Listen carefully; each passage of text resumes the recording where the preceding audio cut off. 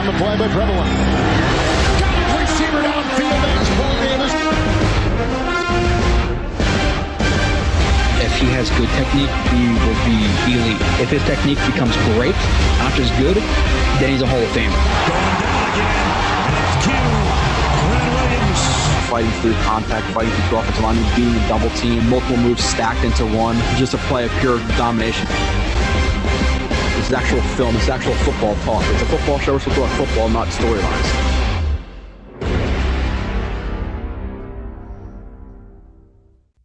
And you are listening to another edition of Blewett's Blitz Live. I see Mike and Eagle in the chat. People might have forgot about the live stream, Kyle. We haven't been here in 2 weeks. I missed talking to everybody, but you're used to the normal 2-week schedule. But with that being said, well, what's up, man? I would say one of the best games of all time. I would say you had a very uneventful week, right? You only went to, I would say the divisional round, probably the best game I've ever seen. Maybe the best game I've ever seen in general. So obviously you going with your dad, who is a Chiefs fan before Patrick Mahomes. He's a lifelong Chiefs fan. Your brother's fan, who is a diehard Bills fan, who, when you're sending me pictures of this, I'm obviously rooting for the Chiefs because 1, fuck the Bills are in the division, and 2, Gary's not the most humble Chiefs or Bills fan in the world. So I'm definitely rooting for your dad because your dad's super cool. So he's definitely not, but I will say that he has been more humble in recent years. What's funny is the Bills have been really good the past 2 years, and that's the most humble I've ever seen Gary the past 2 years. Is it easier to be humble when you're good though? I don't know. Well, it is easier to be humble when you're good for sure. But I also wonder if he's got any of that superstitious stuff. Like, man, if I talk too much shit, it's going to jinx it type of thing. I don't know. Mm-hmm. Yeah. So what, we had 25 points in the last 2 minutes of the game. Absolutely wild. It was obviously kind of nice that the Bills kind of blew the game at the end. Like the whole, 13 seconds left, not squib kicking it, letting Patrick Mahomes take the ball, letting Travis Kelce have a free release, 20 yards instead of 10, 15 yards, setting up for a field goal. Like they really blew it at the end, regardless of what you'll say about the defense. It was the defense. It was the special teams calls. It was the defensive calls because the Chiefs at the end had a timeout. So I don't necessarily know why they're guarding the sideline like they were. So that sucks, but not for me. Sucks for Gary. But that environment had to be absolutely bananas. So tell me a little bit about going to Kansas City and what that was like as you were kind of split down the middle. I'm sure you're rooting for the Chiefs, but obviously it's not like you're going to a game where it was the Jets playing the Chiefs in a divisional round. So yeah, I was pretty split down the middle, and dude, like my brother got a little pissed at me at the end. Like he's like, I don't want to see the fucking game going overtime, and like I was excited because it's like more football and a great ass game. He's like, shut the fuck up, Kyle. I don't want the game to go in overtime. I'm like, I'm not rooting for the Bills per se, but at the same time, like I did see my dad win a Super Bowl 2 years ago. So like your dad won a Super Bowl? That's wild. Yeah. Here's the thing. Here's the thing for me. Like I feel very conflicted because like he's my brother and I love him. I don't want to go my whole life or his whole life without ever seeing his team win a Super Bowl. At the same time, the Bills are our rivals. So like, I don't know, like how, if, and when I'm ever supposed to, root for him. But anyway, the environment was pretty crazy. I didn't get there super early, so I couldn't really speak so much of the tailgate and stuff. Yeah. But it's funny when I pulled in the stadium, it had a bunch of people protesting outside the stadium with their signs. End the chop, hashtag end racism. The tomahawk. Well, I'm just saying, of course you didn't see it on TV, but like, the tomahawk, that's a thing. Yeah. So the Chiefs, right? Okay. Bro. So like I remember I went to a Jets Chiefs game at not MetLife, Stadium many years ago with my dad, and there were Chiefs fans. And this was a week 17 game, irrelevant game. Both teams were like 3 and 4 wins respectively. And you still had Chiefs fans there. And some of them were wearing headdresses, Chiefs headdresses. You're not allowed to wear those at the stadium anymore. Right. And now they want to do away with the chop. That chop is so fucking cool, man. Like think about it. You go to a Jets game, you literally have the guy on the microphone saying it's third down, get on your feet, make some noise. Right.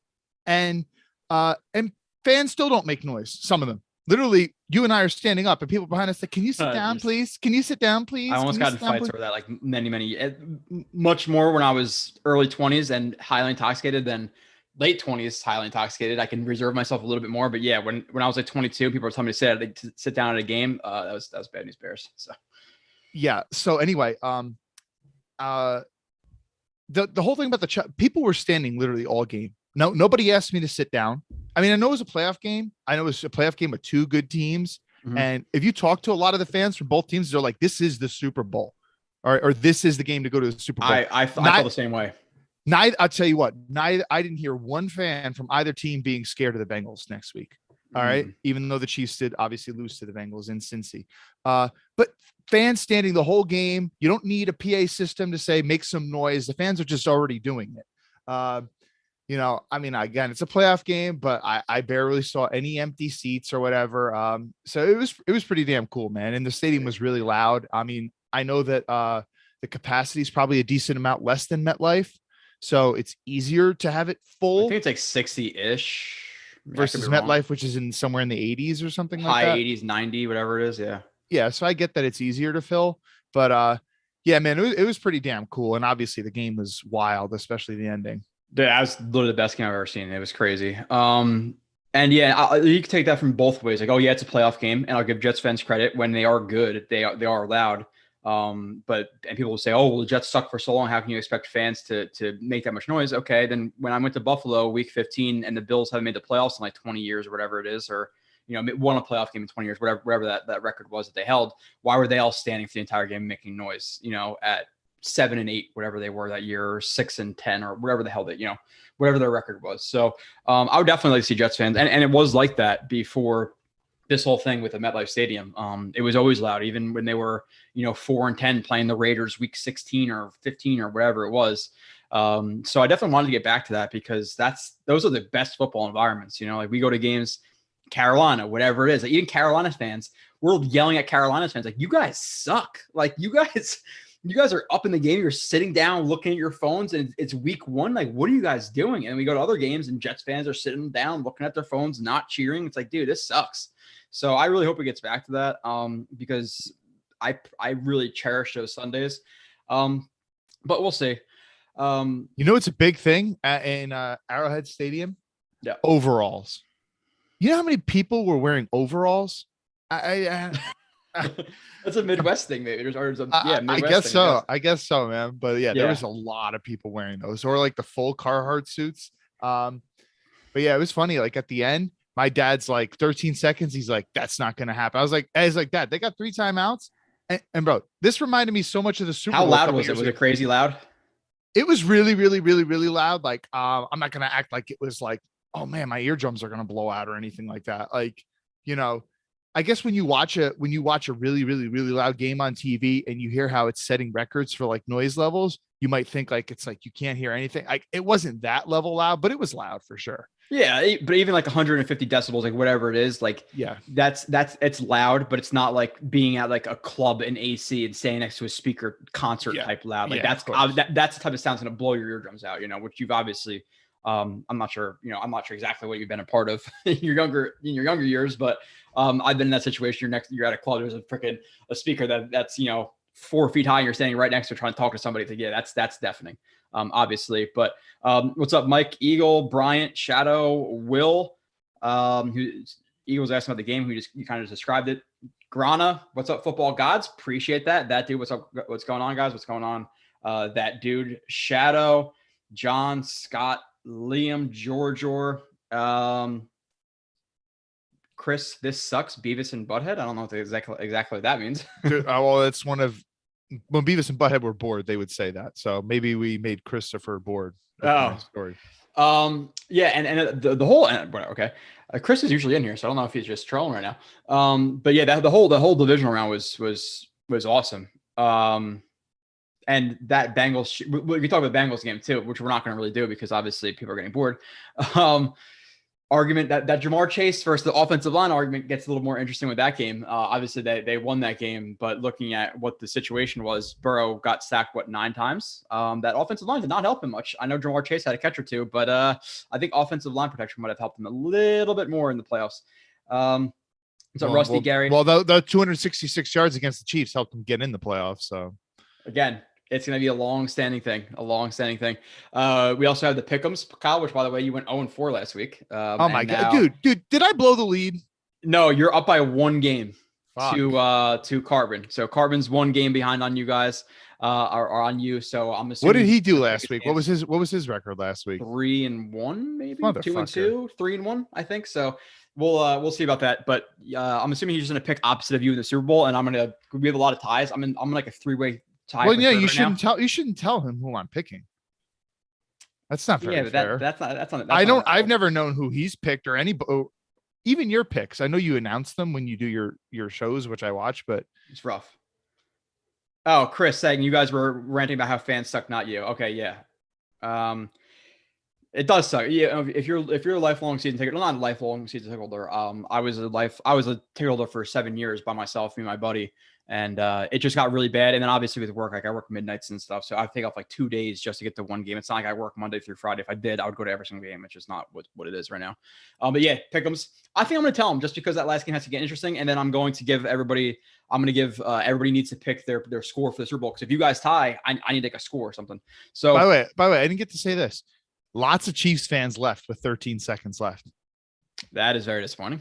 And then they came back when it came to overtime. Like this dude who was sitting behind us, he was a really cool Chiefs fan. He was with his son.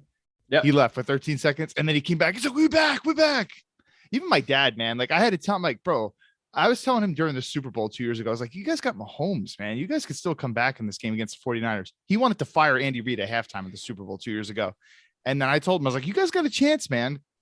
And he's like, it's not going to happen. It's not going to happen against the Bills. No, it happened. We're going to get into Jets talk in like 2 seconds, but I really don't want to get into this. I just want to kind of get a quick opinion about everybody and you. Like, I like the 49ers more than the Rams, but I'm rooting for the Rams because I think if the 49ers play the Chiefs in the Super Bowl, it's not even going to be a contest. Jimmy Garoppolo cannot keep up with Mahomes, where he was bad in that Cowboys game. I didn't watch the Packers one, but yeah, no, he didn't really do anything in that game either. It was 13-10, but like the Rams, obviously Stafford is up and down, but like they have OBJ, they have Kupp, they have Donald, they have Floyd, they have Von Miller, they have Ramsey, they have but they have talent to keep up with the Chiefs, make it a game. I am not rooting for the Niners, but the Niners are 7-0 the last 7 meetings with the Rams. I think it's 6-0 last 6. Oh, it's 6. Yeah, 6-0. They're trying to make it 7-0. You're right. So yeah, I'm rooting for the Rams, and my parlay is calling for the Rams as well.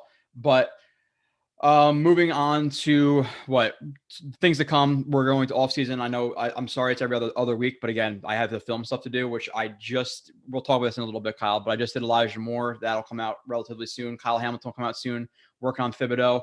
And that takes priority over doing a live stream every single week, which I might do with some weeks, like some random weeks, I might do an extra live stream or two. If I'm bored like this week, I have like 6 days off in a row. Wife's going to Florida. So Wednesday night, I might just do a stream with me and you guys, do it on StreamYard.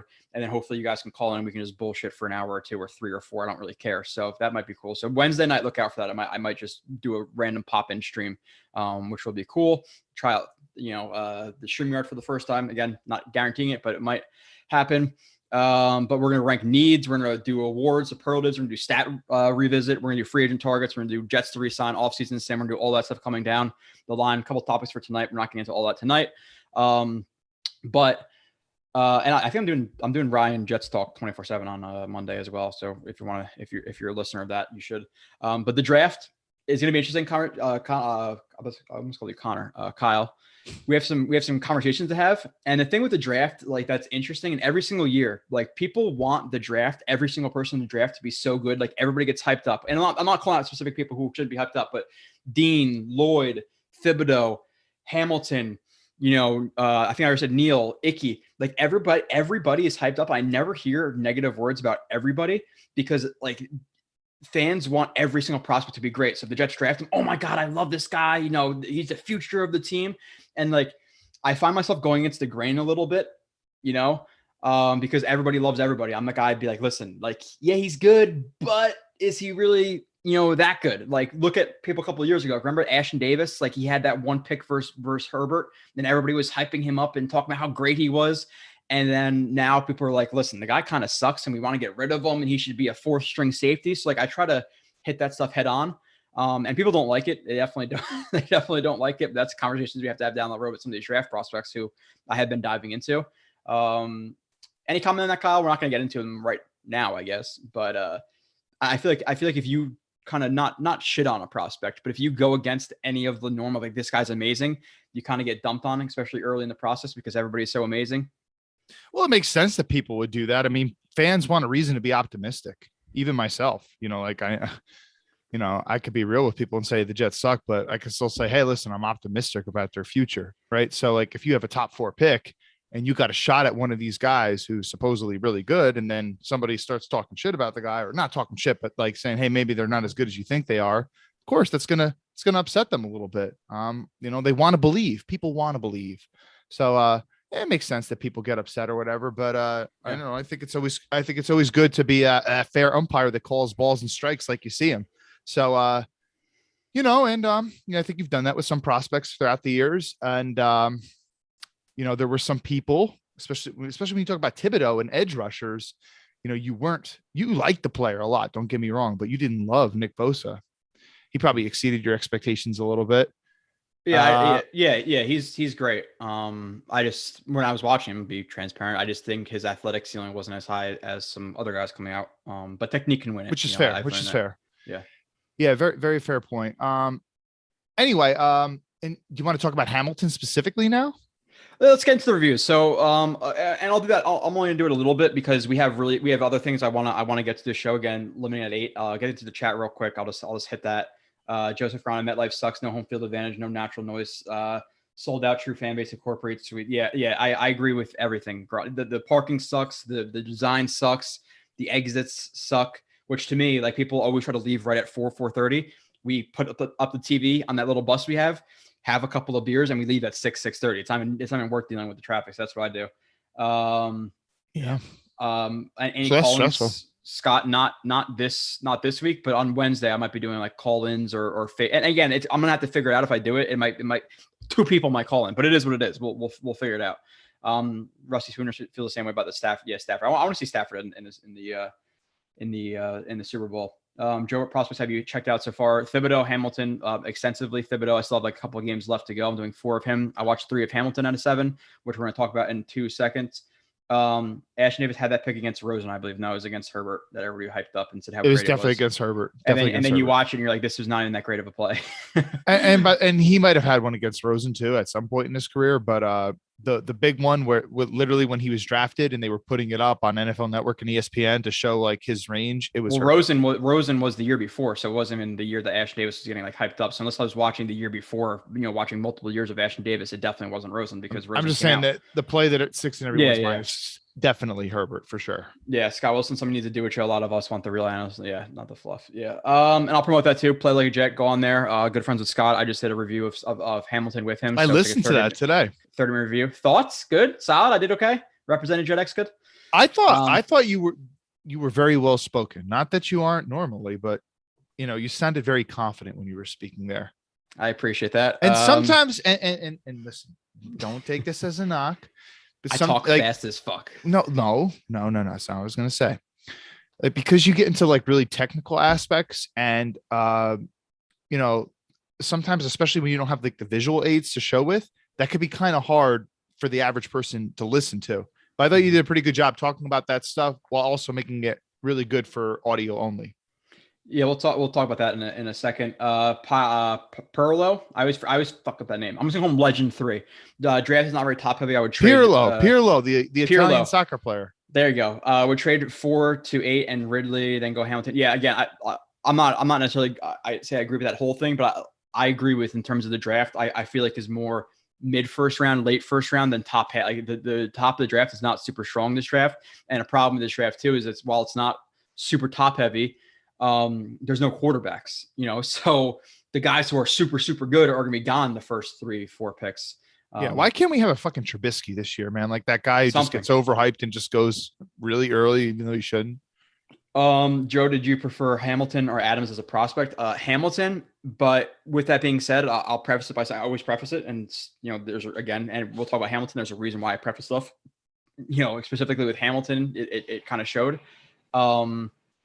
Hamilton, but we'll discuss that in a little bit. Dean is a must to me. Yeah, we talk about free agent. We'll talk about the free agent guys in a little bit. I feel like calls gonna be easier with Discord. Mike says, "Yeah, I'm gonna try out StreamYard. I know a lot of guys do that." Where was your Hamilton review? That dude says, "I recorded like a week and a half ago. It's gonna come out in the next couple of days. It's done. I'm just waiting." Joe, I'm sure you like Thibodeau and Hamilton. Okay, Kyle, let's get into it a little bit, and hopefully they watch the reviews too. And I'm not going to go over every single strength and weakness. I'm not going to do it like a 30-minute podcast like I did with Scott, because I'll hit on the quick pointers. Let's hit Hamilton first, because it's the first one you watched. You watched it. Kyle gets early access. As soon as I do it, I upload it. Kyle hopefully watches it within the next week or two. So your thoughts about Hamilton, pre, post, thoughts of the review, all this stuff. I think it's about an hour or so. Yeah. So for the people who might be new tuning in or just didn't hear Joe and I, when we previously talked about him, what I said, for me to want to take him at 4, I would have to be absolutely blown away, like him making special play after special play after special play after special play and just not fucking up all the time for me to say he's that generational guy that I'm comfortable taking at 4. And I said that I think it's going to be really hard for his tape to look like that. Right. Because how many opportunities is he going to have those special plays that really just kind of separates him from all those other safeties?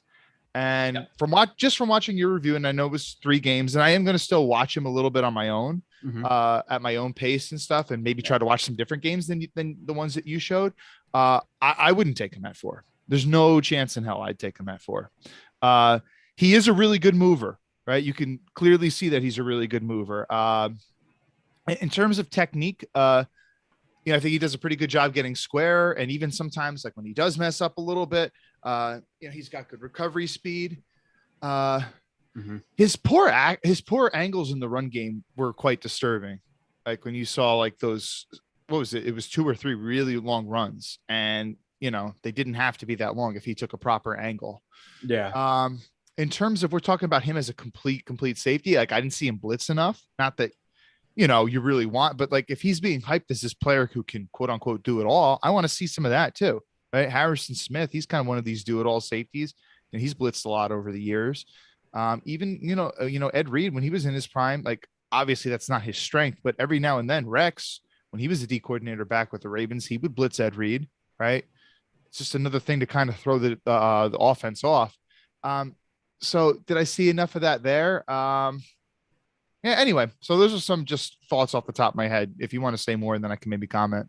Yeah. And again, this is why we preface. I was saying that for me to take Hamilton at 4, he needed to be generational to me. And part of that being generational is him being able to play high, play low, play man coverage on tight end, play man coverage on a receiver, play on a slot, blitz. And I think he has the ability to blitz and play in the box. Again, I watched 3 out of 7 games. And I will watch the other 4 if he is drafted. I think it's 7 games. So maybe he does more of that, but he does have interesting like potential in terms of he moves like a gazelle. Like his acceleration, his top end speed, his fluidity, his flexibility is all top notch. His range is really, really good. And I think he has the ceiling of being able to cover, receivers like Mike Evans. You think he's going to run the 4.3s? I don't know. It's like almost like a I'm thinking of that one play where he was, so it was tight camera angle, end zone camera angle. He was on like the right side of the screen at the beginning of the play. And, the left side in the running game. Yeah, and I can't remember exactly what kind of run it was, but it was all the way stretched out to the left sideline, and he hawked that dude down. Yeah, I just want to see, like, I wonder like how quick he's gonna accelerate out of his stance because he's 6'4". Like that's the question I get about the 4.3, but it'll be 4.4. Like he moves really, really well. So I think at his ceiling he can cover. Like, I don't think he's ever going to cover like Stephon Diggs, because 1, who can really, but like 2, there's a certain point like 6'4", that lanky, it's going to be a little bit hard for him to cover guys like that. But like, you're talking about using him as a chess piece to match up against Mike Evans, Gabe Davis, Gronkowski, Fant, Gesicki, whoever. I think he can do that. Here's the thing I kind of like about the 6'4" thing though, because if I am truly playing him mostly as a deep guy, then I want a guy who can go up and get balls and high point them. Yeah. And I also think he could play in the box. Like he could play as a blitzer. He could blitz and all this stuff. But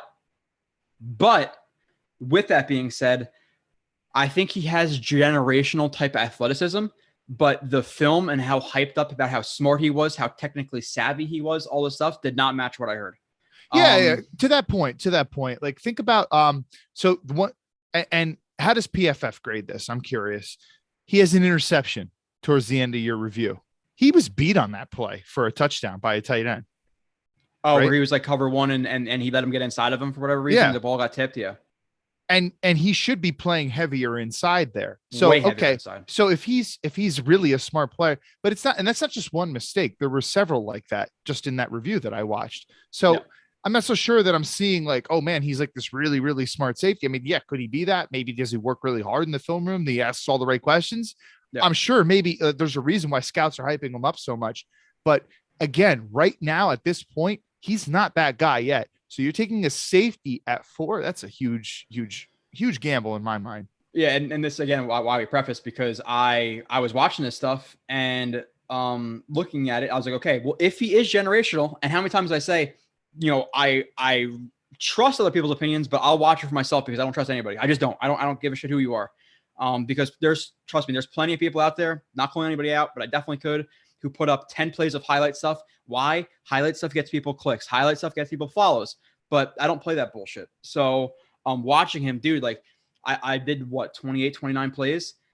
He let up 2-3 big run plays, like massive run plays. 1, because he broke down way too early and took a really bad angle. 2, he tried to undercut the wide receiver instead of, again, getting over the top, flipping his hips, letting guys rally and make the tackle. So he, as a deep safety, giving up 2-3 run plays in 2-3 games is really bad. The pick that he had was a pick, but the process wasn't good of how he got that pick. The play where he's the robber in the middle of the field, he sees the guy he was supposed to cut off and completely flubs his angle because his eyes are distracted in the backfield. Could have either picked the ball off or absolutely lit up the wide receiver, and he lit up a first down. The cover 2 rep where I show where his leverage is absolutely terrible on like a smash concept, and the receiver on the outside goes short. And at that point, anything past 10 to 12 yards basically becomes a man with, I think it's number 2 or number 1, whatever. I think it's number 2 on like a smash variation. And he gets burned to the sideline. So while I like, and I think he has generational athleticism, to me, going back and again, after watching, I'll form my own opinions, or I did. His technique and like his smarts were way overhyped to me. I think he's a generational prospect based on athleticism, but he's not all the way there for me. So now I was firmly in the camp of, okay, Fib, Hutch are gone, take Hamilton based on what other people were saying about him. Watching now, they take him at 4. I'm going to be a little bit disappointed. I'm like, okay, like hopefully he develops, but I'm more in the camp of like, and I have to watch Neil, but based on what I've seen of Neil, we'll see. But I'm almost like, okay, Fib, Hutch are gone, trade down. Like he's not generational to me. Generational, you need to have that athleticism match the technique. And people say, oh, you can get coached up on the technique. Yeah, sure. Plenty of people could. Vernon Golston was a freak of nature, but didn't get coached up on the technique. And I'm not comparing them as prospects necessarily, obviously, but to say that a guy is just going to make technical leaps is a large leap to make, and one that I'm not comfortable with making if I'm taking him at 4. So yeah, I'm out on the Hamilton thing. I just wasn't as impressed as I was. And after watching some highlight film of him, 5 minutes, which is what a lot of people do, I was like, damn, this guy looks like a fucking monster. And then that's the problem, though, because you're getting those 2, 3, 4, 5 highlight plays a game. But then what happens the other 50, 55 reps, And in those other 50, 55 reps, I was a little bit disappointed. And I could put up some plays. But yeah. You want to pull up one? Stock down. Maybe pull up one just to kind of exemplify something you're talking about while I bring this up. So I'm going to give you credit. I'm your co-host. Yeah, we're friends and everything, but sometimes we go at it and stuff. And I was kind of giving it to you a little bit about this a couple of weeks ago. So you were kind of one of the people that was kind of steering the Kyle Hamilton hype. That's fine. He's right here on the bottom hash. I'm not going to break down the play. Do that. I'll highlight him in these plays, guys. If you want to go watch review, break it down second by second by second by second. But this is one of the plays I'm talking about. But continue. Go ahead. Yeah, so you were one of the people that was kind of driving the Hamilton hype a little bit, because I would say that percentage-wise, most Jets fans were not very happy with that at 4, I would say, just from what I've seen. And I'm not the most active, engaging in conversations on Twitter, but that's the general feel that I have. especially from doing this too. So you were one of the people that drived it. So in the span of a couple of weeks after actually watching the tape, you reevaluated your position. Where a lot of people, they form an opinion on something early, and there's literally nothing that they can do to get them off that opinion. So giving you credit for that. Which is why we prefaced it. Like, I'm not gonna say, oh, well, I heard that Daniel Jeremiah, the Draft Network, they put this guy as this amazing prospect, and now that's my opinion. I'm gonna make my opinion match theirs, because then I'll be a fraud. And I think a lot of people are frauds, to be completely honest. And I look at some of these draft reports and I see some of the stuff and we'll talk about Thibodeau, like even some of his stuff, like, oh, he's so technically refined and his counters are so amazing. I'm watching, like, dude, the guy lacks counters. He does. So even Thibodeau, like, and that's a review that's come out, but like Thibodeau is not some elite prospect. Like, he's the top of this draft. But he is a lot more of an athletic freak that's a moldable ball of clay. But in terms of like, oh, having great technique, having great leverage, having great power, like, he has great power. He has to learn how to take direct angles through guys. He has to learn how to have access to his hands. 260, I think. Is he, like he doesn't look that heavy. His hands are very wide. His moves are very what's the word I'm looking for? They're kind of like they're kind of like loosey goosey and very like you could read them. Like, he's very like, oh, I'm doing a chop, my hands in a computer. Telegraph. His moves are telegraphed. His angles, like, again, there's certain points where like you want to work your angles through up and through a guy. And he just makes contacts at the wrong time. His angles are off. His elbows aren't always tight. His counters are not great. Once he gets locked up, he's pretty much locked up. There's a time or two where I hear about his great effort, and I saw him a time or two just give no effort on a play. So like, it's never going to get me, the follows where like if I just put a positive play, which I'm guilty of doing sometime on Twitter, but I'm not going to lie to you guys because then I'm a bullshitter. So I'm going to give you guys like 100% what I think about these guys. And to be fair, Hamilton disappointed me. I don't know if you want. Is there anything else you want to touch on Hamilton while I keep going no. on this one? Or no, I think we're good with him for now. Yeah, I'll show another couple plays of him too. But you just saw that one where I showed him beat on the corner. By the way, I don't know what this is. Beat off coverage. Let me just for 3 games he was beat way too much for me to be like, oh my god, this guy's amazing. Where is he? Right here. Like, let me keep going, because I'm just proving a point that this is why you can't just listen to people and just take what they say, because people fucking suck. They just do. Let's. Is this a long run? I think it's a long run. He comes from the top left corner of the screen.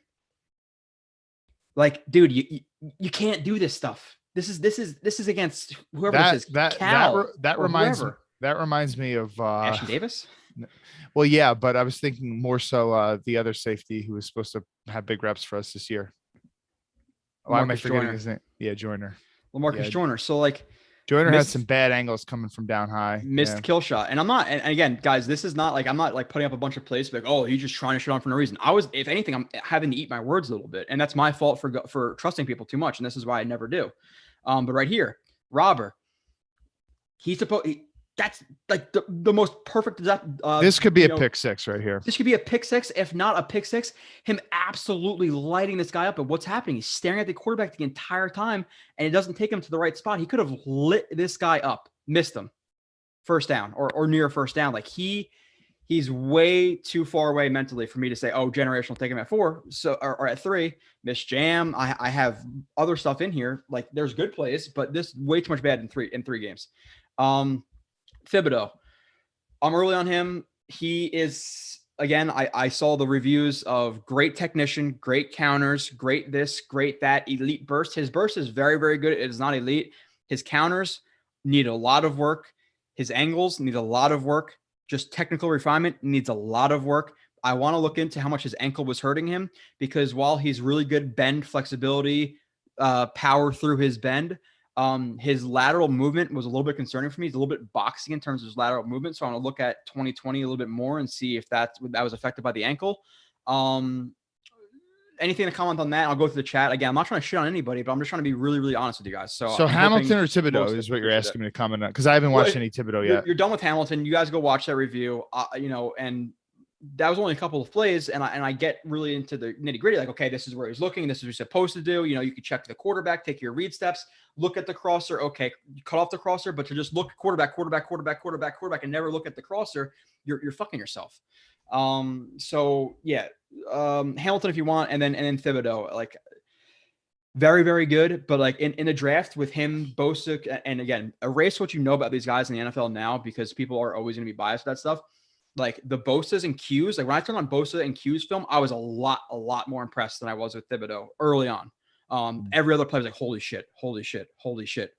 Him, I'm like, it's like every other play is like, good. And I'm like it, number one, sure, if he's there at 4, grab him. But is he some elite generational type pass rusher? He's not. Go ahead. Because people are, of course, going to hate that because everybody likes to be positive. But so I think you asked me to comment on Hamilton one more time, so I'll just kind of leave it like this. He is so naturally gifted, and clearly he's like I think a good kid who really does love football. I mean, I think that's a big part of the reason he has been hyped up so much. He went to a good football program that has produced good safeties, a la Harrison Smith. He's definitely a first round prospect for sure. Like, how teams always stack their boards and they have X amount of first round prospects, and which is nowhere close to 32. He's definitely going to be probably on every team's board as a first round prospect. But again, do you take him at 4? No chance in hell for me. He probably should be, somewhere to like, the mid to the later round of the first round. There are safeties who go in the first round, but when's the last time you've seen a safety go at 4? And did he show you enough on film to take him at 4? The answer to me was a resounding no. No. In terms of Thibodeau, I will watch him at some point in a lot more detail. I did watch some of his film last year because I was evaluating AVT, and they played USC played Oregon. In terms of the things that really did stand out for me was mainly his get off, right? And I really do respect Brandon Thorne. I think he's absolutely one of the best people out there evaluating trench players. And I don't know if this was him who initially came up with this or someone else, but he said that his get off does remind some people of Javon Curse, former Titans and Eagles edge rusher from many years ago. And when you watched his film, I did see a really good get off. I mean, you're saying not elite, and that makes me wonder, is it some of the ankle thing? Because again, I was watching film from not this past year, but the year before that. Yeah. So if somebody's ankle's bothering them, you're talking about explosion and getting off the ball, that could play a major factor. I don't know. Of course, but I saw that, and he does have like a, pretty good bend, which, getting around the edge and, going around the ladder, so to speak. The Jets have really never had that kind of guy since Abraham. So it's exciting to want to get a player like that, but I didn't see, the counters. I didn't see a wide variety of pass rush moves with him. And I certainly didn't see a lot of power. That's why I was asking you how much he weighed, because to me, he looks a little light in the ass. I think his power is good, and it flashes, but he needs to be more technically refined for his power to show up more consistently. You know what I'm saying? You can have good power, but if you're rushing high, you're rushing high. It doesn't matter how much power you have. The bend is good. The flexion is good. It's all there. But it has to be accompanied by technique. And I'll get to the chat in a second. And I know I'm sure I don't know if I'm getting hammered or not, but it is what it is. I'm just gonna be honest. But weaknesses right now that I have written down for him. And again, I'm 2 games through. If I see something 2 or 3 times, I'll write it down. If it dissipates, if it goes away, I'll pretty much erase it. But right now, I'm being, again, I hit the whole Hamilton thing. That should be a lesson. And I'll still do that in the future, but that's why I preface it, because if I said, no, Hamilton's great, he's elite, we're taking him at 4, I don't give a shit. And then I came on here and said, maybe not, then I'm a flip flopper. But that's exactly why we preface stuff in a 2-hour show 17,000 times, Kyle. So with Thib, I have needs to square up when he stacks us. He can get washed down, taking himself out of the play. Could be quicker to diagnose run plays. Could be more prepared for punch of O-line. Needs work shedding run blocks. Isn't the most fluid, which I think comes more from the lateral thing. Plays a little bit out of control. Could condense his hands, feet while rushing. Boxy ? Caught in bad spots versus misdirection. Hand usage could be cleaned up. Variety of rush moves. Hand accuracy. Needs more direct bull rush angles to work through blocker and caps. Needs to work on counters. Character concerns, question mark. The whole Alabama thing. Hand accuracy. Effort, as once he is locked up, he can give up on rush. Can come into a counters high. Like, that stuff I all have written down, which is a lot of technical things. What do you mean by boxy? Like lateral movement type deal. Again, that list will be, I'll refine the wording a little bit more, but you're watching just like something you know on the side. A little bit boxy in terms of like just lateral movement, like fluidity side to side. Which again could be part of the ankle. I got to watch more 2020 to really know that. I watched half of a game. I think I watched a first quarter of the USC game in 2020, and then the 2020 this last season I watched. I forget what the game was. I watched one of the game. I don't Cal. It was Cal. I'm pretty sure. So getting through the chat a little bit just before we get into the next thing, unless you have anything else about Thibodeau. I'll get into, by the way, I'm going to get into, and I'll be brutally honest with you guys. Some of them I'll love them. Some guys I'll love and everybody hates them. I'm like, dude, listen, Brashad Perryman was one of those guys. Like I still say he's better than people think he is. But nonetheless, George Fant obviously is the biggest one that I could point to. Everybody hated that signing and everybody's now clamoring for him. But I'll put out those reviews. Hutchinson, I plan on doing Carl Loftus, maybe Sauce Gardner, Evan Neal, Icky. Like, those are guys I'm definitely going to get done before free agency. But while I scroll through the chat, there's also another review, Kyle, which we've been super negative, pretty much me, for the last 30 minutes. I watched it just to throw some positivity your way, other people's way. Elijah Moore, I did a breakdown of him, and it was just about 2 hours, right? Watching him through every single snap that he's taken, he was legit this year. Like Elijah Moore is good. And I'm really, really excited for his future. So what do you think about him? And then what do you think about the review, et cetera? I kind of worked through the chat, and then we'll get into some other topics. Yeah. I wouldn't say that my opinion of him changed too much, but he did look a little bit better in the earlier games than I remember. So watching your review, I was like, oh, wow. Yeah, he did play a little bit better than I thought he did those first couple of games. Yeah, man, he's a good player, man. Like, you could just tell he's just a naturally gifted receiver. Like, he's short, and some people you talk to thinks, oh, he might not ever be like a true elite number one just because of his physical stature. And I'm thinking, like, well, like Stephon Diggs, who was a 5th round pick, and he was a 5th round pick for a reason. He's obviously a legit true number one. And I'm thinking of like my brother. This is kind of something. And by the way, my brother likes Elijah Moore. He's like thinking, I don't know if he'll be. Brown, Yeah, right. Like, so, but like, he's just got like these really natural ball skills and stuff. Like, so one of the things that you said towards the end of your review, when you were kind of like laying out like your scouting report, so to speak, on him, was like, people will say like he doesn't have a good catch radius. But you're like, well, he does have a really good catch radius for his size. Like, he just goes and he just goes and plucks balls out of the air. And that's important too, because I was going to mention that with Thib, and sorry to interrupt you. Like, there you go. You have to equate bend to size. Like Thibodeau is not going to have necessarily the bend of Brian Burns, when he was coming out of FSU, or Josh Allen coming out of Kentucky, because he weighs 20 more pounds. So you have to, it's relative to size. But yeah, in terms of his catch radius, like for his size, it's very, very good. But continue on the Elijah Moore thing. Yeah. So the one thing that kind of concerns me too, and this is probably maybe the only really concern that we had aside from size, just from like the receiving standpoint, not talking about blocking, was how he deals with press. And you did see a couple times that he got, quote unquote, which is more of a term that you use for offensive defensive line play, but he got kind of splashed by defenders. Not Xavier Howard, but one of the other corners from the Dolphins splashed him good, kind of really threw him off. And Trey White did too. Yeah. Trey White, yeah. And part of that was because, maybe he's not the biggest, but I think he, like you said, was kind of not so aware. Like, he was kind of looking at the quarterback and not so much. So I think it's kind of a correctable thing. Although, in terms of beating guys with power, I don't think he's ever going to be good with that, but he doesn't need to be, because he does have good releases off the line of scrimmage. And he has so much speed. I love the way he has so much speed too in his stems that he's never, like, guys are always going to kind of be like heavy on their feet to run vertical with him, that it's going to throw off their power. Where, like, let's say to match, a Corey Davis, you might be running 85%, but if more stacks here gets hip to hip with you, you're running 100. So you're not going to have to put as much force into that guy, like leaning into him on a break to make it a successful break. You know? Yeah, and I love the way that he threatens dudes vertically, and then like he can just kind of snap at the drop of a dime and just break down.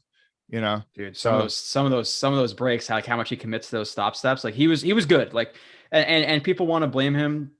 And he didn't start the season off well. Obviously, the one drop over the middle, the one drop deep, like that's a tough catch to make running 22 miles per hour guy hitting your chest and your arm and you're trying to catch a ball. Like it's tough.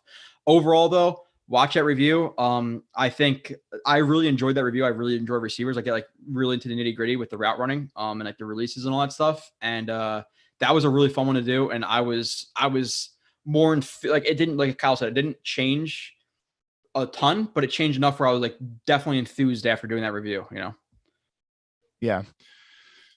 So we'll see. There's really good reason to be optimistic. I mean, I think the Jets, kind of really finally hit on drafting a wide receiver. We're going to talk about that in a little bit. I want to get to the chat because we're going to talk about some of the other stuff. Thomas Hale. I'm sorry, I'm behind, but Thomas Hale take Marcus Williams. No need for Hamilton. Yeah, I'm more safety in free agency.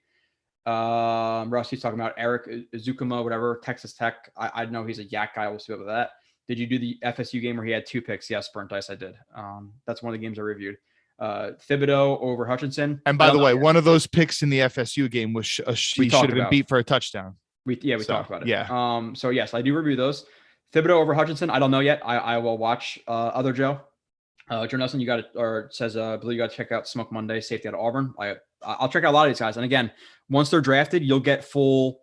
It depends on how much film they have. Some guys won't have it. That's a pretty cool name, Smoke Monday. That's an awesome name. But you'll get 30-minute reviews to 2-hour reviews of everybody. Somebody asked if he's an option at 10. If he falls at 10, I'll take Hamilton. That's fine. I personally don't get the anti-Hamilton sentiment. If you pull the generation talent to me, he's worth drafting highly. Yes, but we just did a whole thing about him, and I just put up a ton of plays and talk about why he's not truly generational. That's not what he is. The talent is there, generational, but the technical aspect did not follow it. Kingston, never seen him before. New subscription, glad to join the gang. What's up, Kingston? Appreciate that for sure. Hopefully we didn't scare you away just talking shit about some of the higher draft prospects. Somebody asked if Hamilton make it a 10. Yeah, I don't know. Chris Reynolds, bro, you must be too young. Remember the 98 Jets back then? There was no sit down in front or needed to be reminded to cheer. It's just the Jets have been so bad but yeah, I get that, Chris, but the Bills were also bad for many, many, many, many years, and they were still standing up in the stadium, still really loud. Bills so had Bills had a 17-year playoff drought. We're approaching that, but yeah, there's a big difference between 10 and 17. Yeah. Take my 10. Yeah, sure. Hamilton at 10, down for it. 4, no. Moving on, runs a 4.4. He's going to draft the top 5. He's the defensive version of Kyle Pitts. I'd have to watch Kyle Pitts and how technically refined he was, but wait, who is that? I didn't catch the name. He's a defensive version of Kyle Pitts. But what's the name of the player? Hamilton. Oh, I get like freak athlete, sure. But I would have to see how refined Pitts was as a route runner, because you have great athletes in the 7th round. I'm not saying he's obviously a 7th round pick. Like I still think he's top 10 pick, but there's a difference between taking him at 4 and 10. 2 things affecting fans: 1, fantasy football; 2, new stadium sucks. Yes, I agree with that, Chris, as well. This draft sucks. They know more than us, most of them. I think you're talking, I'm not sure. Oh, you're talking about the draft guys. Correct. Okay, I'm trying to move through. 253. I thought he was 260. Maybe he is 253. Add some weight. Some people say, he should play outside linebacker. I think he's more of a bulk up DN than an outside linebacker in a 3-4. Joe Grani, your breakdown of film is fantastic. The level of excellence and attention to detail and knowledge. I appreciate it. I'm not going to read the rest of that, but I appreciate that. Joseph, let's keep going. Moving on. Flash from Panama. Aussie Gordon. From my uneducated Australian rules football eyes, Hamilton and Thibodeau, Burks stand out athletically, but do they have the football, nuance, great insight on Hamilton? Would you take him at 10? Yes. A 10, yes. Kyle, were you be down with him at 10? I've already said that a couple times, but. Would I take Hamilton at 10? Yeah. I'd much rather take Linderbaum at 10 if he was there. Yeah. Oh, yeah. I put you that far out on Hamilton, huh? Well, it's not just you, it's also positional value. Yeah. Right? Yeah. I get that. Again, if he could play, if he was so versatile and so technically refined already, where he could play middle linebacker, outside linebacker, blitzer, filling run gaps, playing high safety, low safety, man on tight ends, man on running backs, man on receivers.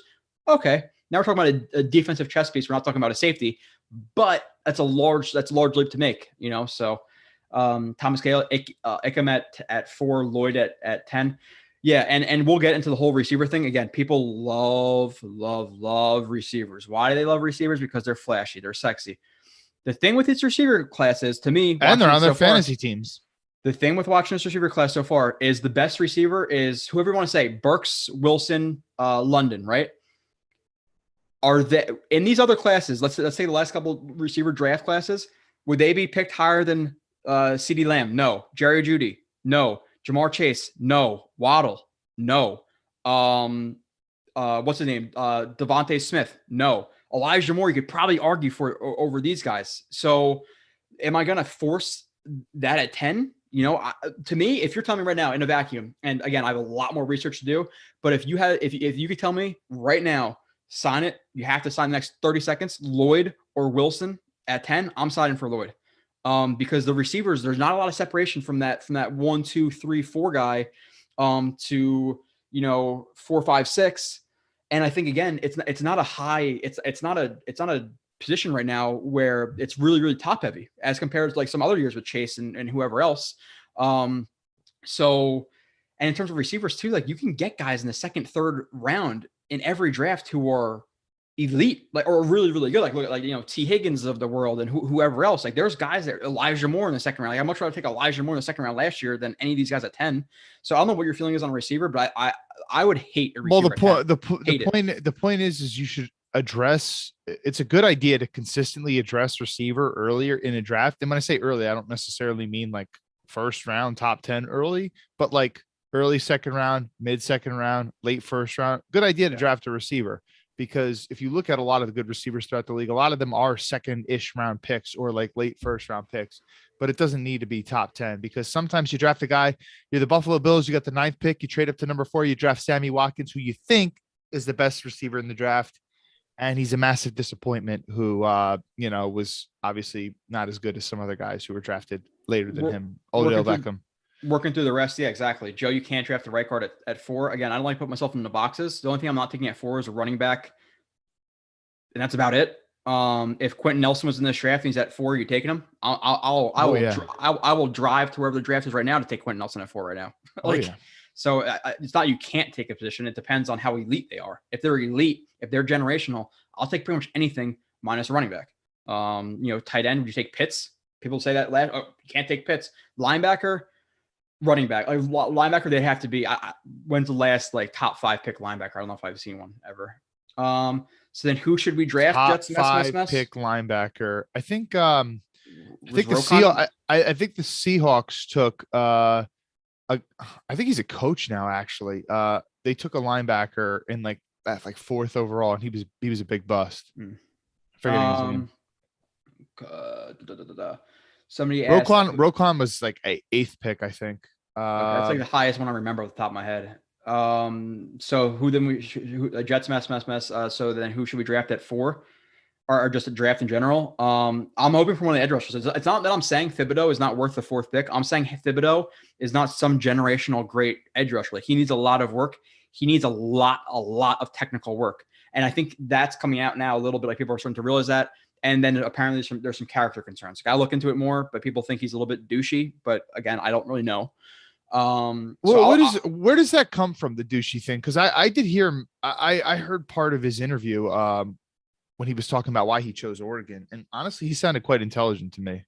I guess people took it was like a 3-minute clip or something like that. The wrong way. Like Oregon was rated like 17 spots higher, like 90 to compare to like 107. And Greg McElroy was coming back at him like saying, I got this degree, that degree from Alabama. Like, why are you shitting on Alabama? Yeah, but all right, but here's was his point. And I saw his name trending on social media when this thing came out. So I'm assuming it was from this clip that I saw. I don't know. I didn't see the whole interview, so maybe he said something dumb elsewhere, but I thought his reasoning was pretty good. I mean, he said that Nike, the corporation Nike, has like a really good working business relationship with this of Oregon, and he was kind of talking about life after football and stuff, and how, you know, football career is finite and stuff. Like it seemed to me like it was a pretty, you know, smart educational business decision. Like, okay, but I mean, you can question, oh well, does he really love football that much and stuff? But I don't know. It didn't seem to me like he was questioning whether or not he liked football. I don't get it.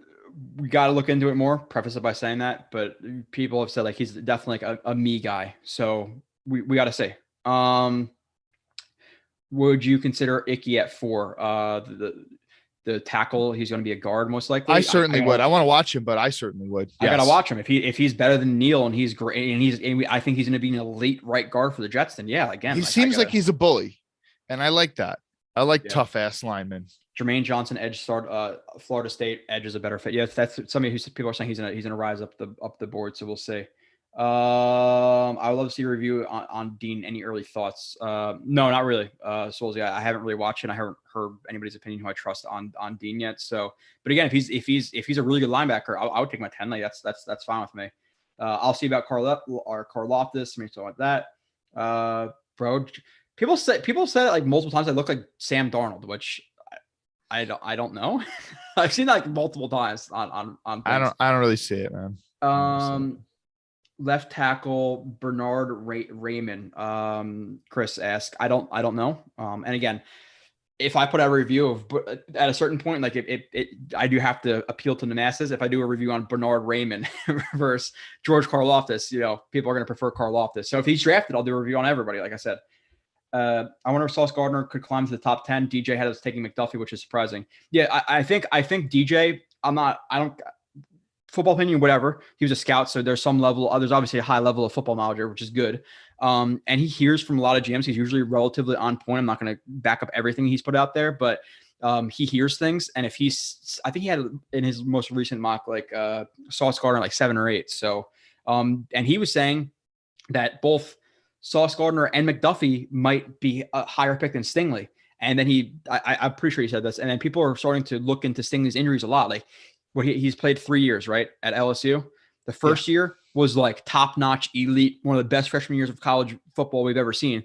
And then years 2 and 3, injuries. And people were saying like he's a little bit like Diggs, like he'll make some big plays, but also give up big plays. So, and again, in September, how many people were saying Stingley? Now people are like, Stingley at 10, maybe. Like, like this is a good lesson of how shit changes and why we shouldn't be so steadfast on one opinion, And we still have the Senior Bowl. We still have interviews. We still have medicals. Like we have so long to go. But I like to trade back and grab a Tony Dean and Kingsley at the edge in the first. Rusty, I would sign up for that. Right, depending. Obviously, we got to figure it out. I would sign up for multiple trade backs. Yeah, I'm cool with trade backs. And the thing, like you said about DJ and his mock drafts, he always does them based on what he's hearing. He doesn't do it based on like what he would do. And if you look at a lot of the mock drafts that are put out there, whether it's a PFF dude doing a mock draft or the Draft Network, those guys, they might be a little bit plugged into league circles, but they're not nearly as plugged in as someone like DJ. So his mock drafts are like a lot more like accurate. And so anyway, I would take, what he's saying pretty seriously. Joe Nelson, when are these reviews coming out? The Hamilton one should be in the next couple days. I'm not going to let everybody behind the scenes of all that stuff. Hamilton should be out soon. Again, Elijah Moore is done. I plan on recording Thibodeau hopefully on like Tuesday or Wednesday, and then again I'm alone for the week, so I plan on putting a vote up, and it'll probably be between Neal or Icky. I'm going to put up. And how much times did you see him hit a spin move? Who? Thibodeau. In a game and a half, none. Really? I don't think. Not once. And if he's going to be a smaller, because obviously he's not as powerful as someone like Hutch or the Bosa brothers. Obviously, they're much more powerful. Okay, so I want to see I want to see a lighter in the ass edge rusher hit things like spin moves and stuff. So it's just something to monitor. Have you both completed your mocks yet? No, we don't. I haven't done a mocks. Nolan D, separator versus physical. I'm not sure. I definitely like it. The only thing I could equate that to is in terms of college football wide receivers. I'd much rather see. I'm at the stage now where I'd rather see separation than guys who win like physical 50-50 balls. Joe, what's stopping Elijah Moore from being a top 15 to 20 wide receiver for football? Nothing. His releases, like I put down. Let me see. The main thing he needs to work on is his press needs more refining. He needs to not bow his route outs as much and defeating hands versus press. Other than that, like there's some times where like I'll get a little bit nitpicky in terms of like, oh, he's leaning out of his break a little bit too soon. But overall, Route running is good. Yak is good. Hands are good. Really quick to pluck balls. Body control is good. Like if I would like, I'm not guaranteeing this because people will obviously like not like freak out, whatever. But like if I told you, hey, Kyle, 3 years, Elijah Moore is considered a top 20 receiver in football, your mind's not gonna be blown. Like I wouldn't doubt that for a second. I mean, like he could even be in that top 10 conversation. I don't think I'm not saying that he will be that, but it's not at all crazy to think that. Yeah. Snoopy, appreciate that, man. I love this channel. You legitimately cannot get this type of stuff anywhere else. Salute you, Kyle. Yeah. We try. You remember that route? And I know that some people, I'm sorry to interrupt you. It's just in my head and I want to get it out. Do I have it? Well, you definitely have the play. So you remember, and so some people were making the Elijah Moore, Antonio Brown comparison, which I don't love that at all. But remember the comparisons. Remember the Antonio route against Bryce Hall where he fucking put him in a blender? Yeah. Elijah Moore, at times you see him, like he gets into somebody's blind spot. And then when they start to flip their hips, he works the other way. Like he moves at that type of pace and stuff. So you could see him like running a lot of routes like that, like literally putting people. I could literally pull up both those plays like almost back to back. But yeah, they almost did the same exact thing, like that play. And then the play where he puts him in a blender versus the Eagles on like that stop route. You know what I'm talking about? Yeah. Pull it up.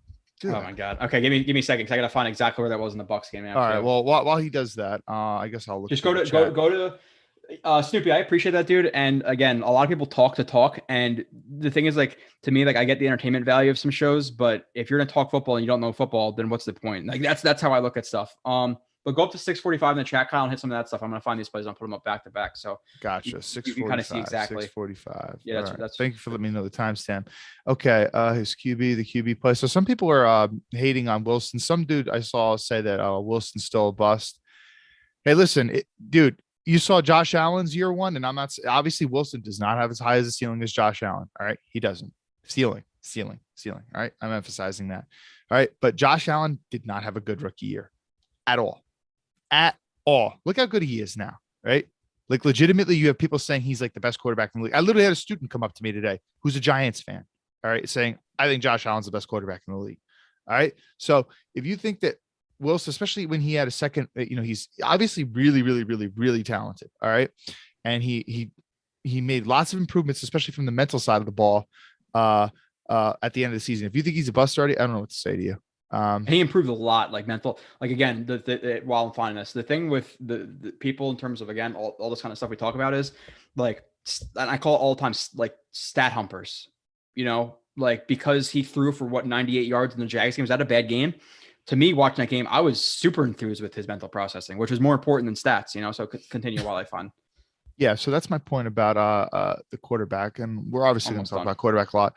Moore was ranked the 16th best player. Never understood why he went second round. Yeah, apparently teams like some other receivers more, like Rondale Moore and the other Moore that is it Rondale and what's the other one's name? I had both of them in your dynasty league. Let's see. It's I got it. Smoke Monte is a walking penalty flag. I don't know. All right, pull it up. Okay. You're trying to hit the chats hard sometimes, right? Is this the player talking about? And again, I'm not going to break. I guess that means, yeah, this is it. I guess that means you think I did a bad job. No, I'm just, it's just funny to hear somebody else do it. This is the play. This is like you're talking about, like the comparisons, which I get, but just in terms of him attacking leverage, working to the blind spot. Okay. Yeah. Elijah's already really good at doing this. Watch again. I'm not going to break it down, but there's multiple reasons. The main reason he got beat like that is because of like, you look at this, all this fancy, oh wow, that's great, all that. It's really because of this. Boom, right there. That's why he lost. Watch the reviews. I'll talk about that stuff. Now going into the next one, they were talking about kind of comparing the guys. This is, I remember obviously both the plays. Moore's right here in the slot. Just watch, very similar type of deal. Right? Like it's, and this should be a catch, obviously, but like the throw is not great, but it's a great route. It's a great route. Okay, so I don't know where you were at 58 subscribed. I was like around like 648, something like that. Oh yeah, Evelyn Florio, 30 minutes to 2 hour reviews.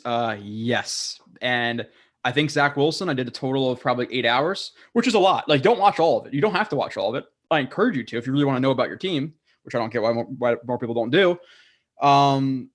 But yes, it's because, again, 10 plays, 15 plays, 20 plays of a guy's season is not a large enough sample size to me. It's just not. So people can put up highlight plays on Twitter. That's cool. That doesn't tell you a lot about a player, because guess who also had a highlight play or a highlight reel? Ashton Davis, Greg Dortch, Jalen Marshall. And you watch that, you're like, oh my God, how the fuck these guys get, UDFA, this guy's gonna be the best receiver I've ever seen. What about the other 60 plays he played in that game? Watch a highlight reel. You can convince any, dude. Remember, I shouldn't even say this guy's name, but Mr. Quarterback Evaluator Kian Fahey. I think a lot of people have him blocked on Twitter now because he's such an idiot. But he was convincing people that this quarterback from Oregon, who was like 5'10" and like had a weak ass rag arm, was a first round worthy quarterback. So like literally with like a highlight reel, you could convince yourself that like any player can look really good.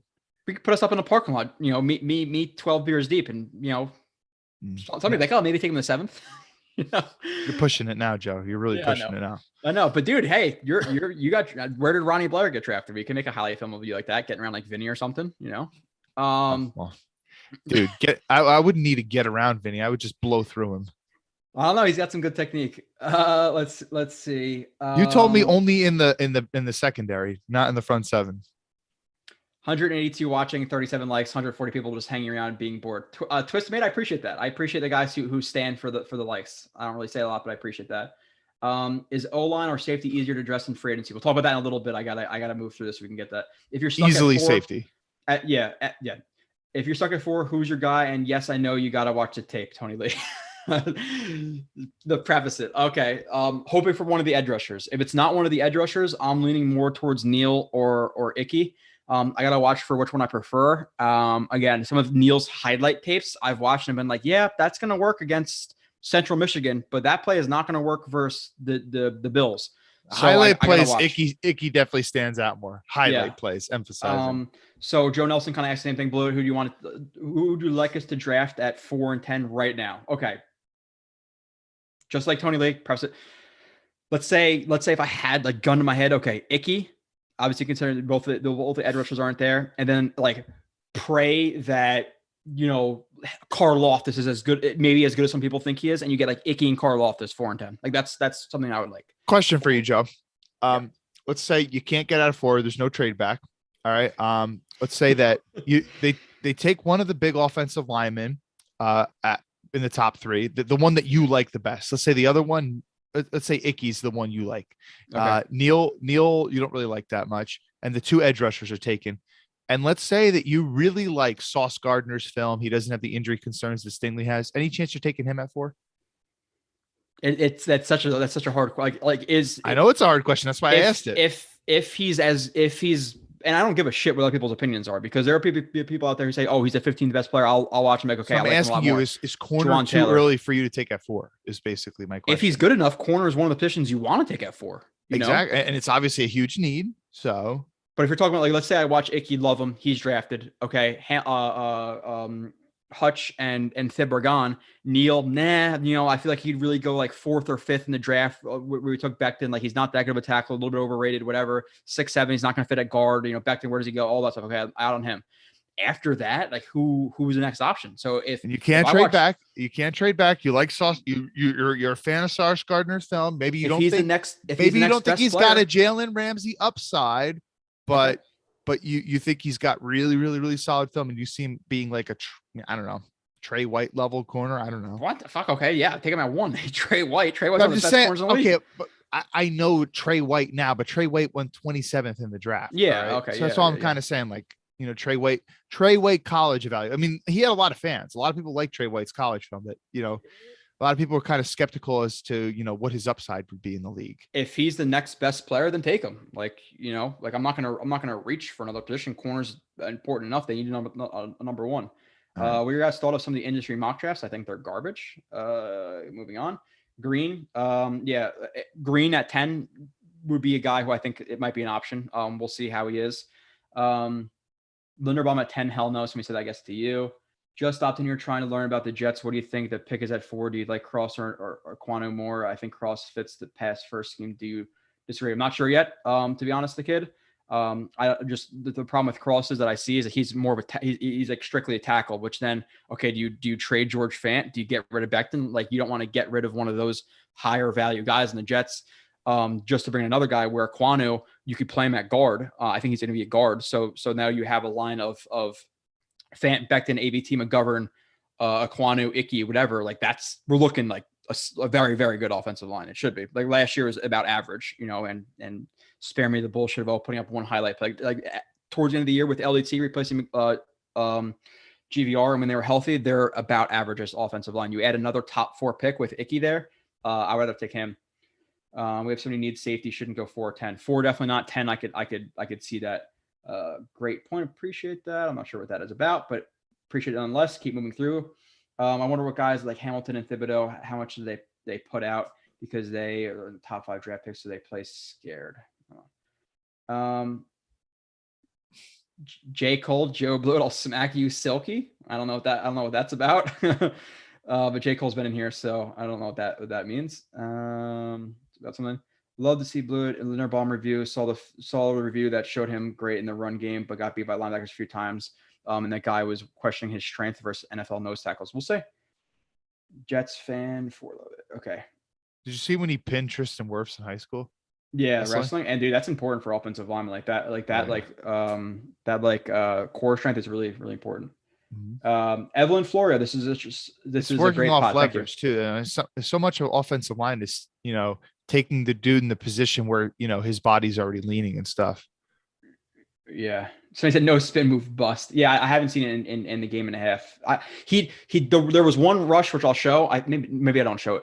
He's rushing off the left side, which he's a left end, which he's going to be for the Jets because Lawson rushes off the right. He tries to throw a fake spin and it does not work at all. At all. Wrestling and blocking, 2 different things. I didn't watch the Rams-Bucks game except like the very end because I was on my way to the Chiefs game, but I heard Vaughn hit one of those fake spin ghost moves for like a pressure. Did he? Yes. I'm just trying to remember when. I don't remember when that was.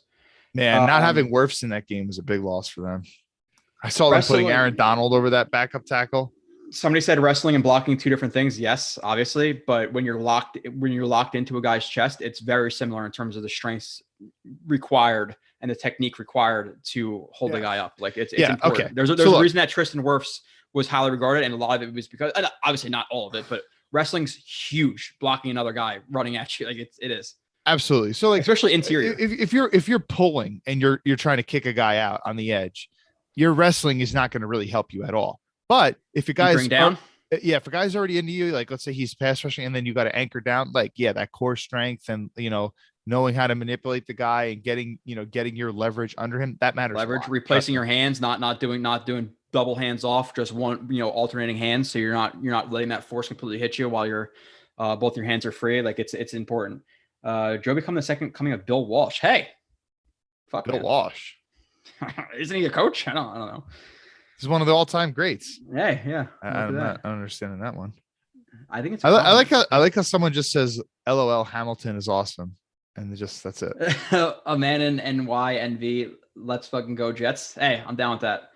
Cameron Thomas, we'll see. Carl could fall to 10 possibly. Yeah, again, I'm gonna watch him. If he falls to 10, he's great. That's good. Do a breakdown of Green and Burks. I might do one of Green. I'm not sure about Burks because if I do Burks, then I feel like I'm obligated to do Wilson and London and all those guys. So that might not happen.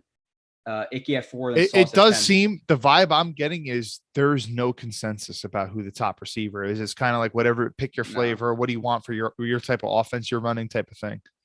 Yeah. Okay. We're pretty much caught up again. Sorry if I miss anything, I apologize. I'm just trying to get through the topics too. Jets will be rebuilt. I want to know what J. Cole's gonna slap me silky for. I don't know what that's about. But if it's honestly, that's your problem. He must hate cops. I will not comment on that. I'm here so just don't get fined. Kyle, we've been an hour and 15 minutes through this podcast. Or I think it went pretty quick. I feel like it went pretty quick. And we didn't even talk about the most important topic. Do you know what the most important topic is of the day? It can't be that important if I can't think of it. Lawrence Cager moved to tight end. Did you see that? Oh, yeah, of course it's not that important. Well, good for him, I guess. I don't remember if he can block worth a lick. I don't remember him being able to. So I want to hit through 3 more topics before we end this. And we can get into one topic and talk for fucking 17 hours. That's just how it is. I hear you with the question on the receiver. However, if Traylon Burks runs a 4.35, then does a 6.43 4.3 cone, he doesn't become worth a 10? Yeah, Chris. Like I'm not saying if it's because they're lumped together. So if Burks comes out and I watch him like holy shit, and I've heard like the Deebo Samuel. If I think he's gonna be the Deebo Samuel of this offense, and I'm blown away. Okay, I would be okay with him taking a 10. But if they're all lumped together and one guy likes London, one guy likes Burst, one guy likes Wilson, I don't give a shit about them. But if I think that too, and I think you can get a similar value at the end of the first round or early in the second round, that I'm not reaching for that. What's that gap difference between 10 and 35 or 38 or whatever it is? The receivers down there. Like it has to be very, very big for me to consider that guy a 10. And then looking at the other positions and how does that, is Kenyon Green there? Is Carl Loftus there? Is the linebacker Lloyd or Dean there? I mean, I like him even more. Like we'll see. I'm not locked into that opinion. I've shown that today. I'm not locked into anything. I got to watch. But if that's the case, then yeah, sure. Who the fuck's running a 6.43 cone? I don't know of anybody who got that time. I'm just looking at Julio Jones right now. He ran a 6.66, which was 91 percentile.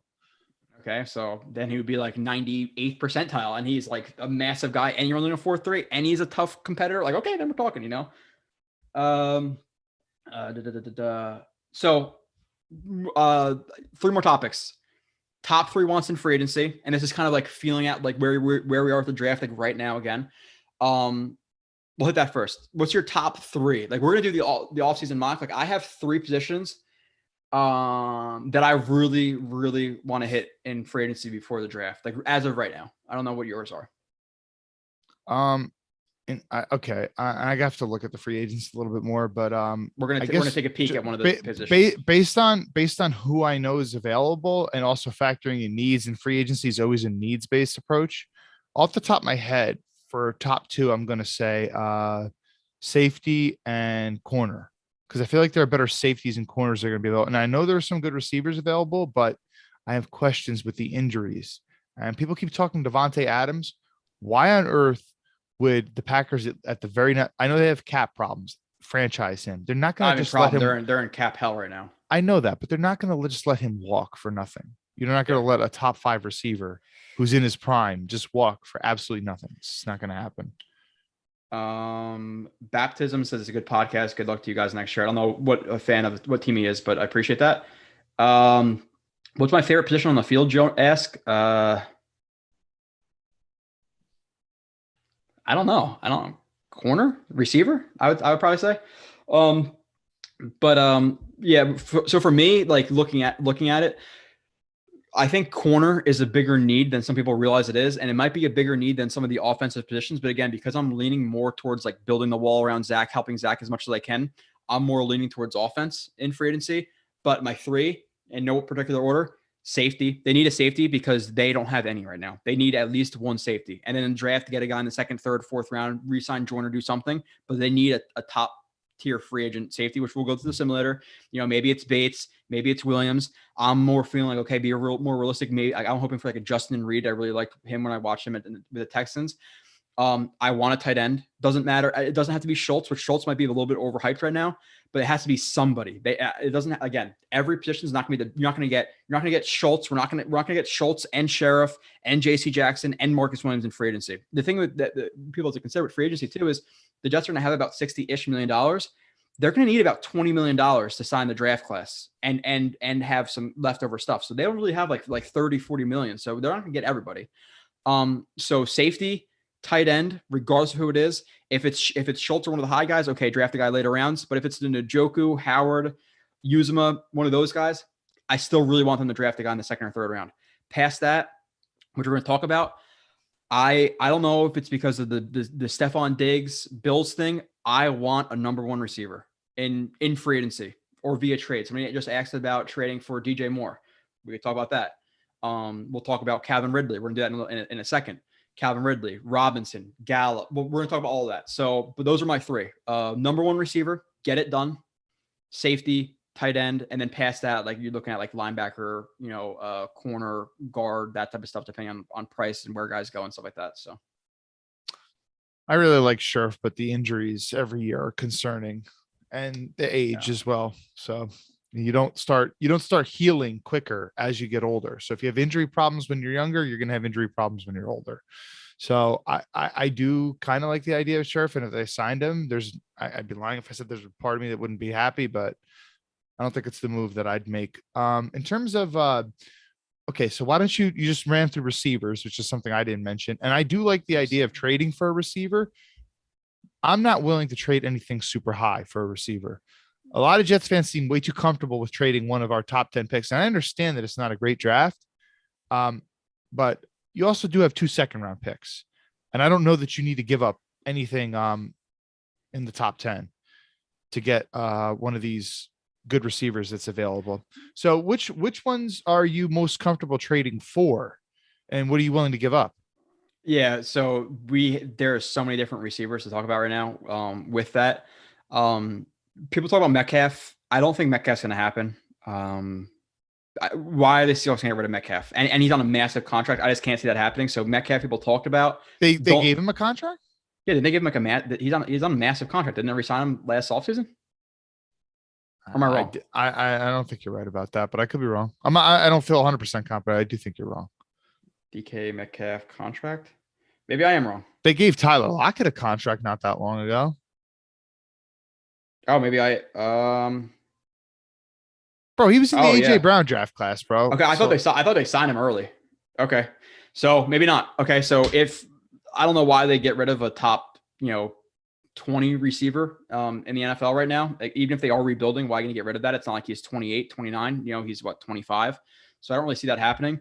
The next guy past that. Although Ridley, he would be nice to have, though, because you want to talk about a guy who can really beat you deep, and he's got that big body. Obviously, what's the highest you're willing to give up for him? If they were, would you give up 10? Well, here's the thing: is there any character concerns with him? Because I've heard people talking about that. Like, okay, is there any part of them that wants him out? I don't know. Would I give up 10 for him? You basically turned Jamal Adams into AVT. If it was just a matter of just the contract issue, and they're in rebuilding mode and there's no character issues, and I wasn't thrilled with the draft class overall, and I felt like I wouldn't get a great value of a player at 10, I would do it for DK. I don't think I think DK has a higher ceiling than someone like a Ridley, and he doesn't have the mental health issues. I would not do it for Amari Cooper. Dude, I'm not gonna call out names, but I saw somebody on Twitter say that they would give up 10 for Ridley, and like, oh fuck it, the Jets need a number 1 receiver, just give up a 10 for Ridley. Like, what? Like, what are we talking about here? DK, I'll be a little bit hesitant to do it, because that's obviously you're giving up a top 10 pick, and then you're talking about signing him for what, $22 million a year. Like, it's going to be a big contract, and with that, like, just the same thing that when we traded Jamal to the Seahawks with that contract looming, trading, getting DK, he's going to have you by the balls. You're not trading a first round pick, a top 10 pick, and then not signing him. Yeah. So, but with that, you want to talk about a way to help out Zach, though? Like, you're talking about, and regardless of what his stats were this year, you're talking about a legit number 1 receiver. You're talking about a top 20 receiver in the NFL. And has he even hit his prime yet? Has he even hit his prime yet? You're talking about a guy who is you're talking about like, oh, we would need a big guy in the red zone, a vertical threat. That's what he is. Is he the best route runner in the world? No, but with the tight splits and the space these guys working in this offense, if he can just hit some timing routes, you get him the ball over the middle with some cushion, he's a yak guy. Like, he's a big, mother effer. So he fits the offense. He's one of the best receivers in the NFL, and people are always infatuated with the draft picks. But the thing is, like, yeah, the guy you love, you think is going to work out, but plenty of them don't. So 10, I would hope they could trade down and give him a later first. Like, balls. Someone said he never missed a game in his career either, which there's a lot to be said for that. Yeah, and people who are like, I've seen like a little bit of like 24 Seahawks games, and people talking about him. It looked like Russ missed him a good amount this year. Like, Russ did not look the same Russ. And he's obviously a guy who's going to get open vertically. We're talking about a guy like, we need those contested catch guys for Zach because of what he did at BYU. You're looking at one of the best contested catch guys in the NFL. So I know it like hurts to say for some people, like, oh, get rid of 10, but you're talking about people wanting a receiver. Like, how much better is what did the Bills give? The Bills gave up a late first for Diggs, right?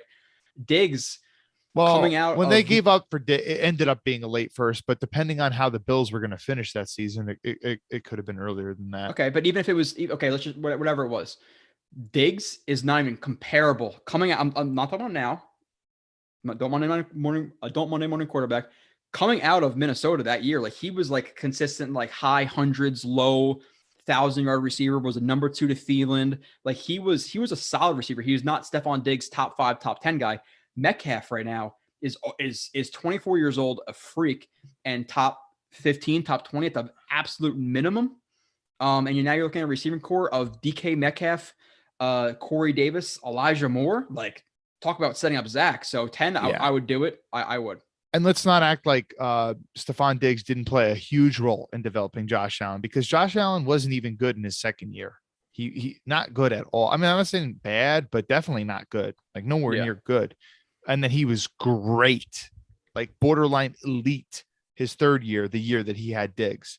So, I mean, the Bills really, tried to do a lot to develop Josh. So it's kind of, it's kind of rare that you can get your hands on, a guy of that level of talent. So if you could do it, there's a lot more uncertainty with someone like DK than drafting one of these receivers or drafting anybody for that matter. So, then that needs to be in consideration.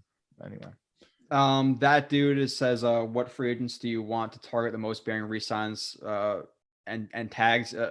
I would say Bates, Williams, Reed. I think Schultz being overpriced. So I'll talk about one of the mid-tier guys again, just being realistic. Njoku, Howard, like one of those guys. Probably Njoku, because again, look at OBJ coming out of there. Like Njoku, I think is a freak. I would like that signing. And then past that, one of the receivers, which we'll talk about. That's more of a trade type deal. Joe, I think you're basing that comment from Thibodeau from Jets podcast, or Ryan. I think it's more from Twitter. But yeah, I'll look into the Thibodeau thing. Aren't the Jets getting May and Joyner back? May is a free agent. Joyner is a free agent. Michael Thomas, we'll talk about that. I think Joyner sucks too. Yeah, Joyner's way overhyped by Jets fans. He's not very good. Let's swap 10 and 18 with the Saints, and we take Lattimore. I don't know about that. DK's 24 never missed a game in his career. Yeah, people that's going to be controversial in terms. I would not trade. I would not trade high draft capital for an older corner. Corners. It's like 25. Marshall Lattimore. 25. He's not 25. 26. He's probably 27, 28. Is he? Maybe. I don't. I could be wrong. Yeah. But I'm saying like he's like one of these second contract guys, like, or he's like around his second contract. I don't know. He's a good player, but for how long? I don't know. Something I don't know what's again. I get a little bit lost. Like somebody said, you're gonna have like 1.5 seconds to throw the ball again. The Jets offensive line last year was about average. I think this is this baptism guy who I'm pretty sure is not a Jets fan. No. Again, I don't know what his opinions are, but we can get into the offensive line was about average. Trust me. Darnold's years, it was 32, 31, 30, 32. This Jets offensive lines have improved a lot. It's improved a lot in years. It's not good, but it's average-ish. But with that, Kyle, the next guy, and we'll kind of like rank these after, I guess. So let's say DK for 10, okay? Amari Cooper. What are your thoughts about that one? I'm pretty don't quote me on this one. I'm pretty sure it's like he's owed $20 million by the Cowboys. If they get rid of him, they pay him 4. The next team pays him, I guess, 16, and then you have to re-sign him. So what are your thoughts about being that he already has a monster contract? Lattimore is 25, by the way. So I was correct. Yeah, and I'm an idiot. Okay. Take it.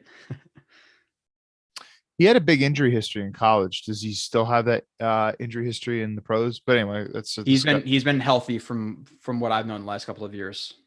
They're definitely in a rebuild, especially with Peyton retiring. So I guess it's an option, but I wouldn't want to part with anything too early. I'm not a fan of that personally. He's 27. I would say in terms of his fit for the offense, you're looking at a good route runner. That's +1. A good yak guy. I always see him as a solid yak guy, not elite, but good yak guy. That's 2. He's got healthy. Bad hands. Yeah, his hands, like he'll make one great catch and then drop one. So he's not elite, but you're looking at a lower tier. But option. I was a big fan of him. Honestly, truthfully, I wanted him at 6 that year.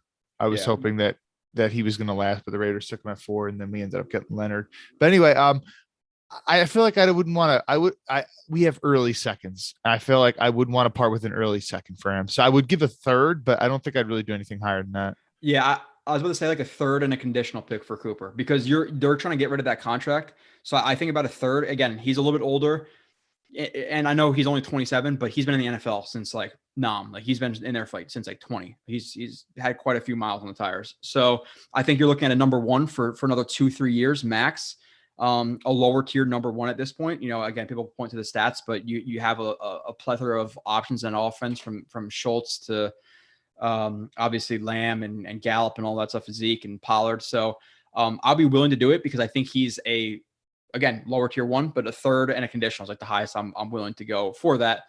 Now, some of the other trade options, somebody said DJ Moore, but I have to like look more into how like oh no, sorry. Let's go to the next one. Ridley.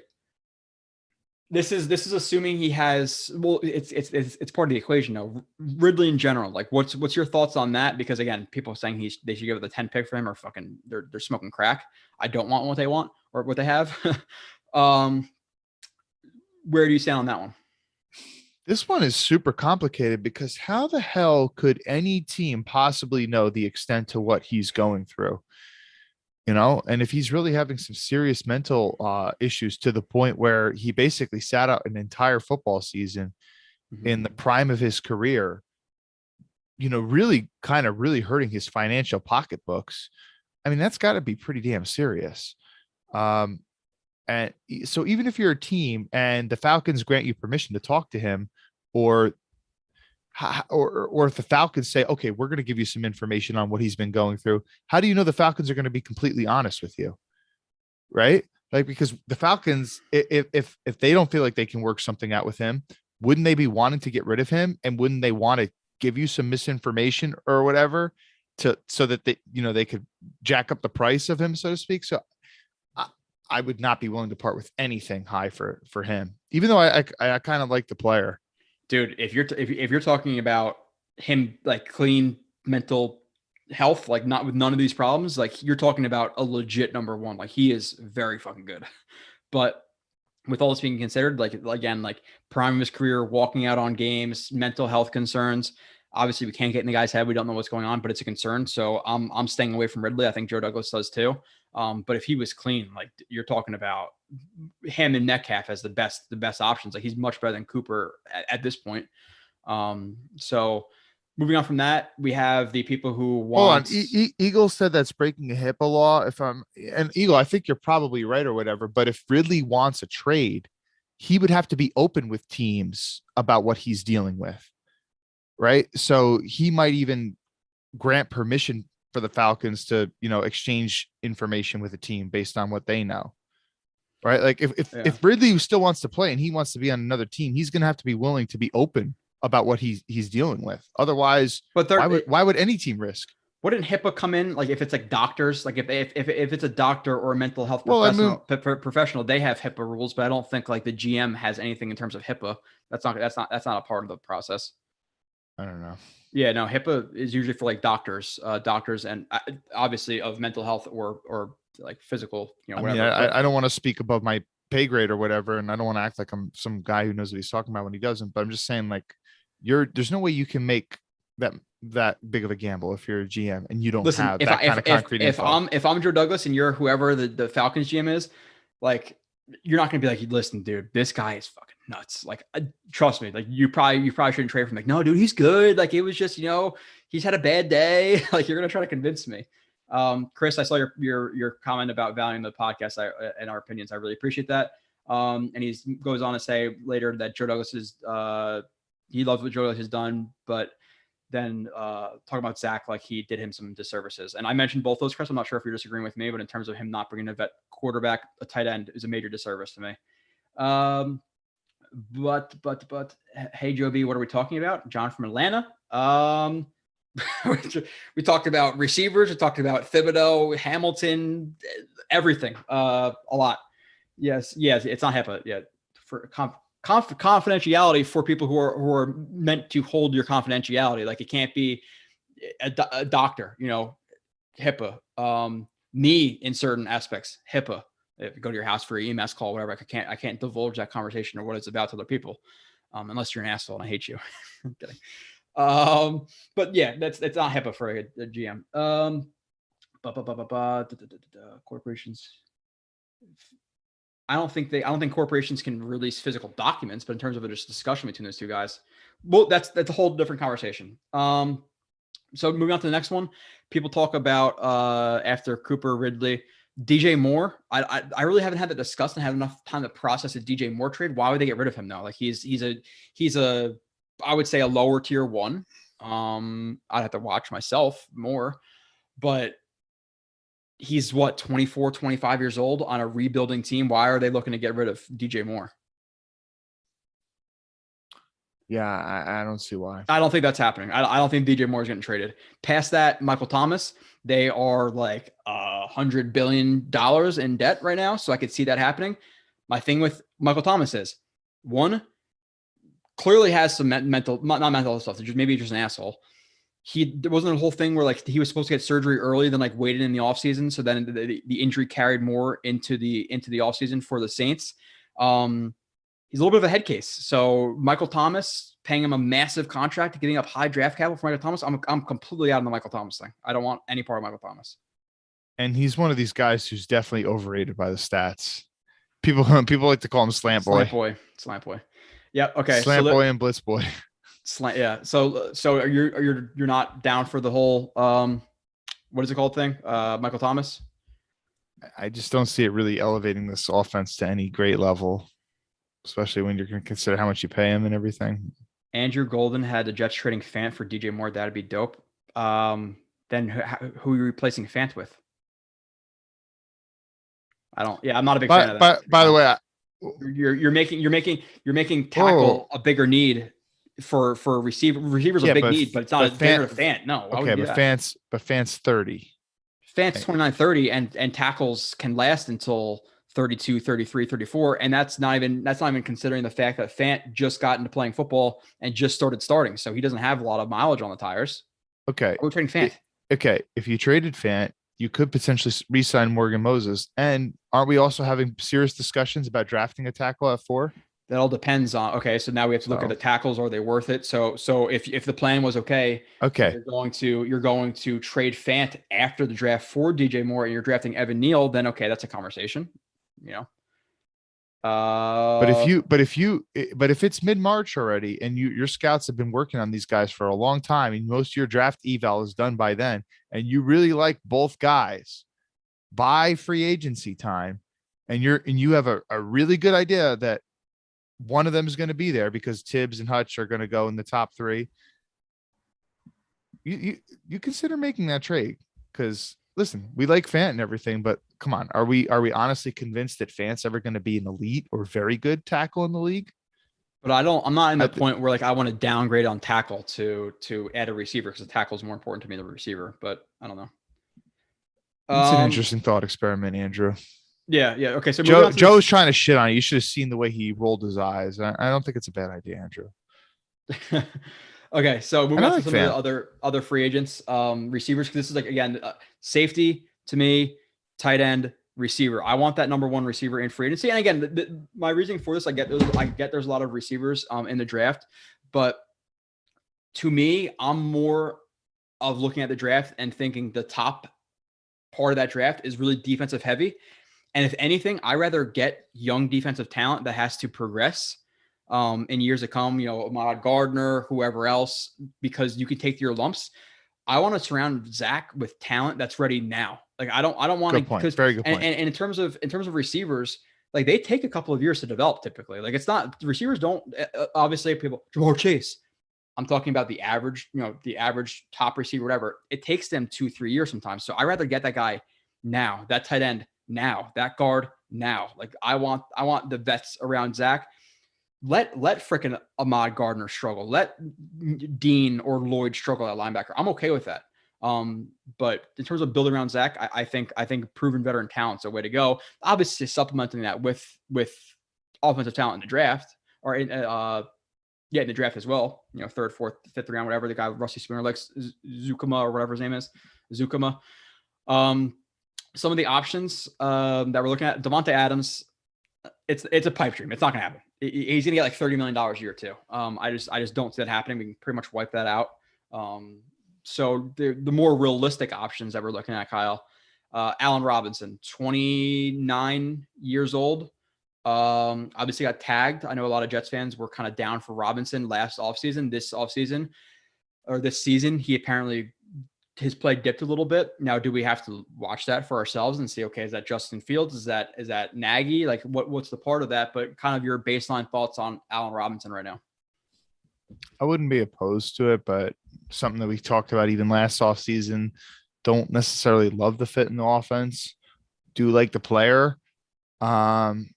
If you're signing him and you're not giving him a super huge contract, again, I'm not opposed to it, especially being that Denzel Mims, I was thinking, Denzel Mims is going to be our contested ball catching guy. Well, he's not that. Could Allen Robinson still kind of be that? Sure. But I would not break the bank for Allen Robinson. I just wouldn't. Where are you kind of at? Like what's like fair? I mean, maybe 7 or 8 million, but no. So no, he's gonna get 13, 14 at the minimum. I would say. So what would you give him? I'm saying I'm not a huge fan of that just because I think he's gonna get that 13, 14, 15. And I don't think he's necessarily the best fit for the offense. You look at a lot of what he's doing, it's a lot of contested catch stuff. And I don't know how big of a yak guy he is, but I feel like he's more of a vertical offense type receiver. So I don't think he's the best fit for the Jets. People talk about Davis. Listen, Davis, he was paid to be a number 2, a high-end number 2. He was a mid-tier number 2. He had drops. That's not his career norm. The drops will improve.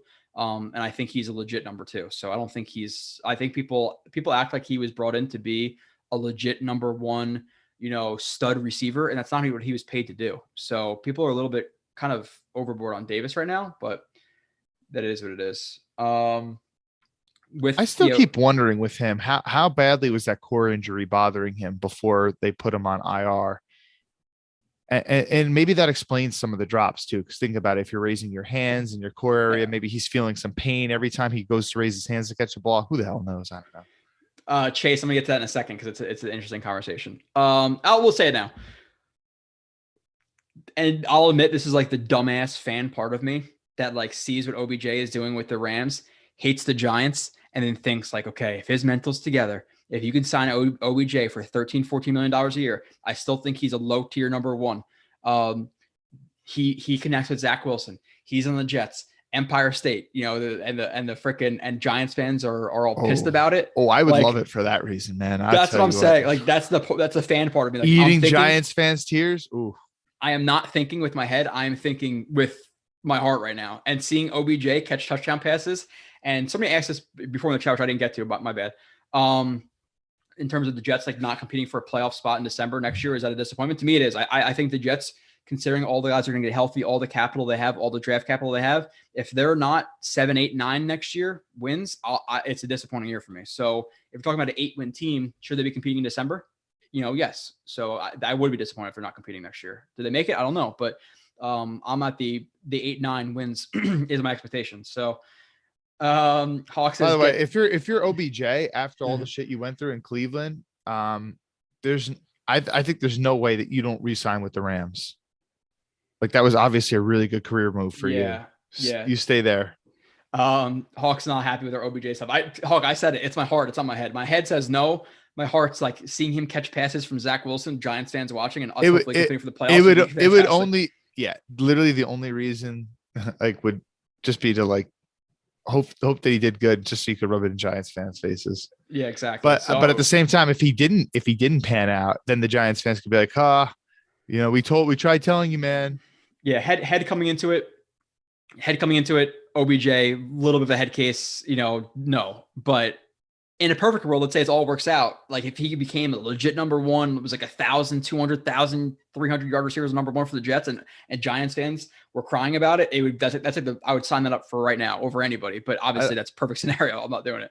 And if we're being honest, he doesn't have the juice that he used to have, man. He used to create insane amounts of separation. He looks a lot better with the Rams though. Like he looks legit, and that's part of the reason. Like I look at Njoku, I'm like, dude, Baker Mayfield sucks. He does, but sometimes when you see him get open, it's by a nice design too. I'm saying when he was with the Giants, man, and he had old dusty Eli throwing him the ball. Like, man, he was separating like nobody's business. He was plucking balls out of the air.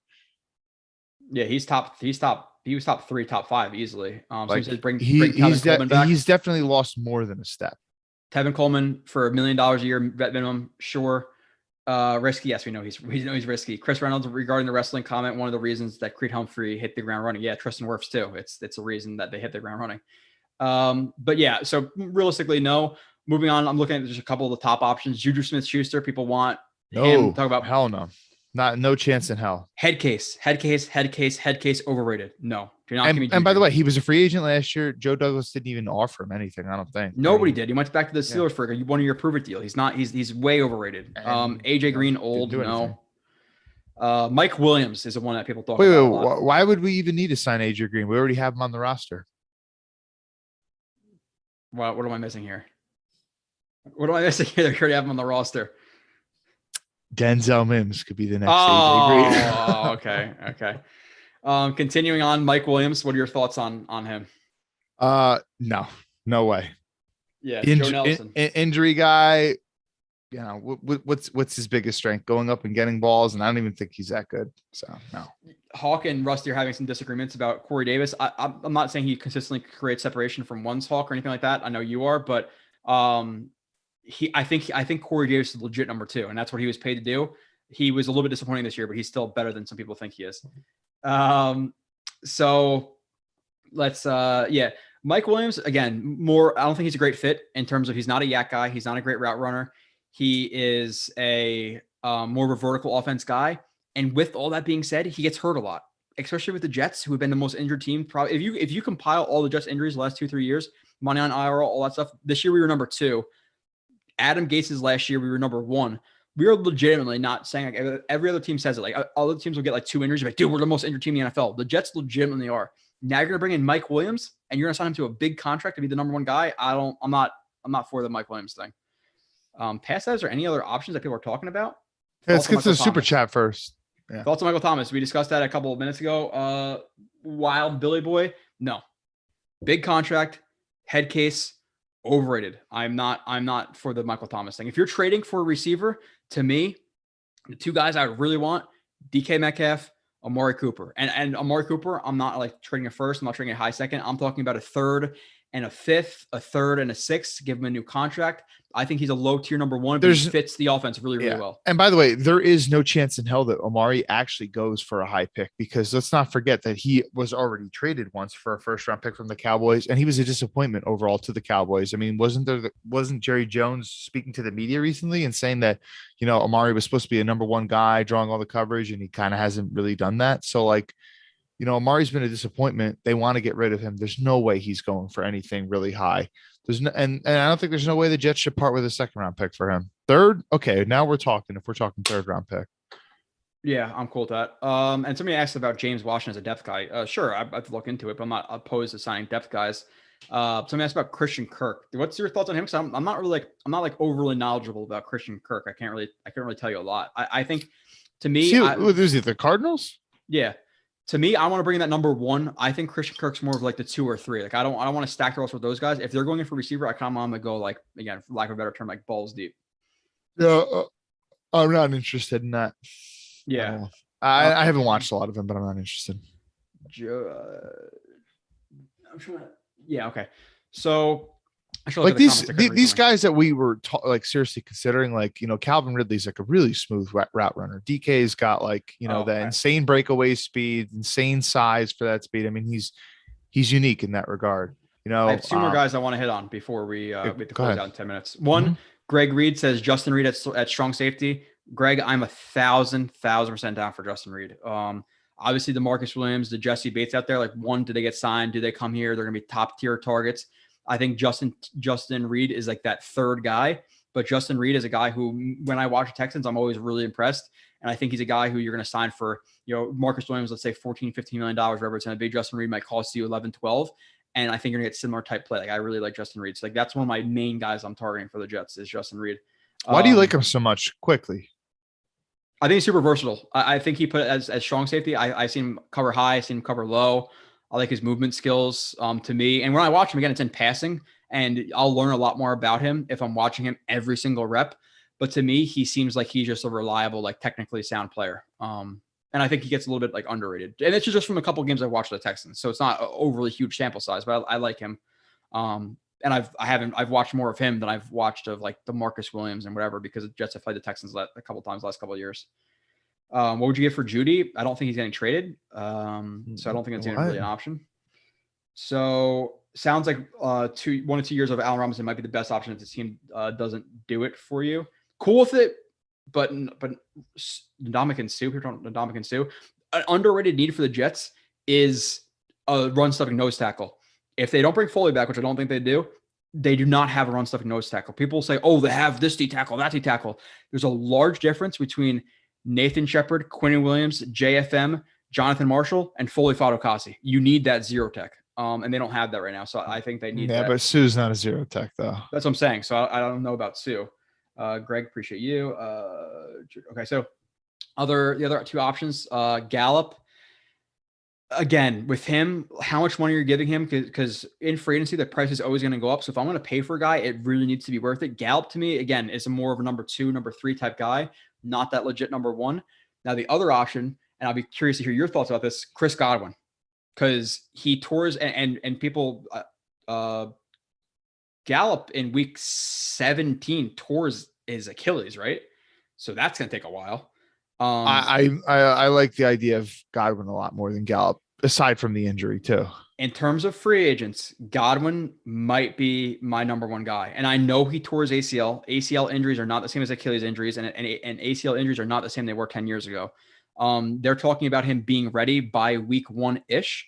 So yes, he's going to have to adjust to the system and do all this stuff. He might start off slow, but if you could get him on a relatively good price, and the problem with Godwin is like looking at him from his perspective is sign a 1-year deal, prove myself, get a massive contract. So you're hoping for the Jets' sake, they can get him for 3-4 years at a little bit of a discounted rate. But in terms of options, good route runner, yak guy, seems to be a good like locker room guy, like not overly boisterous, like not a lot of other receivers seem like he'd be a good fit for Zach Wilson. I would absolutely love Chris Godwin. He was a good player in college with garbage ass Hackenberg throwing him the ball. And he was good in Tampa Bay from year 1, his rookie year, when he had guys like Jameis throwing him the ball. So Godwin was always the name that kind of stood out to me the most, but I was always kind of doubtful as to whether or not, he'd actually hit free agency or if they just franchise him or something. But if Tom Brady's not coming back and they're seriously thinking, okay, we're going to go into rebuild mode, I could see why they would, let him slip, or especially with, the uncertainty with the knee and stuff. So. Yeah. Chase says Anthony Walker Jr. is a great in coverage. From what I've seen, when I've heard of him, I think that's another like second tier linebacker guy who I don't think is a bad option. And then Rusty, just in terms of the Sue stuff, the problem with Sue is how much is he going to want? And then 2, the heavy rotation stuff with the Jets has to change, but like you already have JFM and Q who are going to get reps over him. You'd hope they get reps over him considering, their value the Jets have poured into both of those players. So you're looking at like a 3rd D tackle. How much he's going to play for what price? It's I don't think it's going to happen. Trade for. Wait, someone said Robert Woods. Oh, trade. Well, he's coming off a knee injury too. I really like Robert Woods. I don't know why the Rams would get rid of him. I like Tracy Walker too. Praj. I don't think McVay wants to get rid of Robert Woods. He's really good blocker, especially for his size. Yeah. Rusty, they need a D tackle. Yeah. And I would hone that more into they need a nose tackle, not just a D tackle. Godwin will be out most of next year, says Hawk.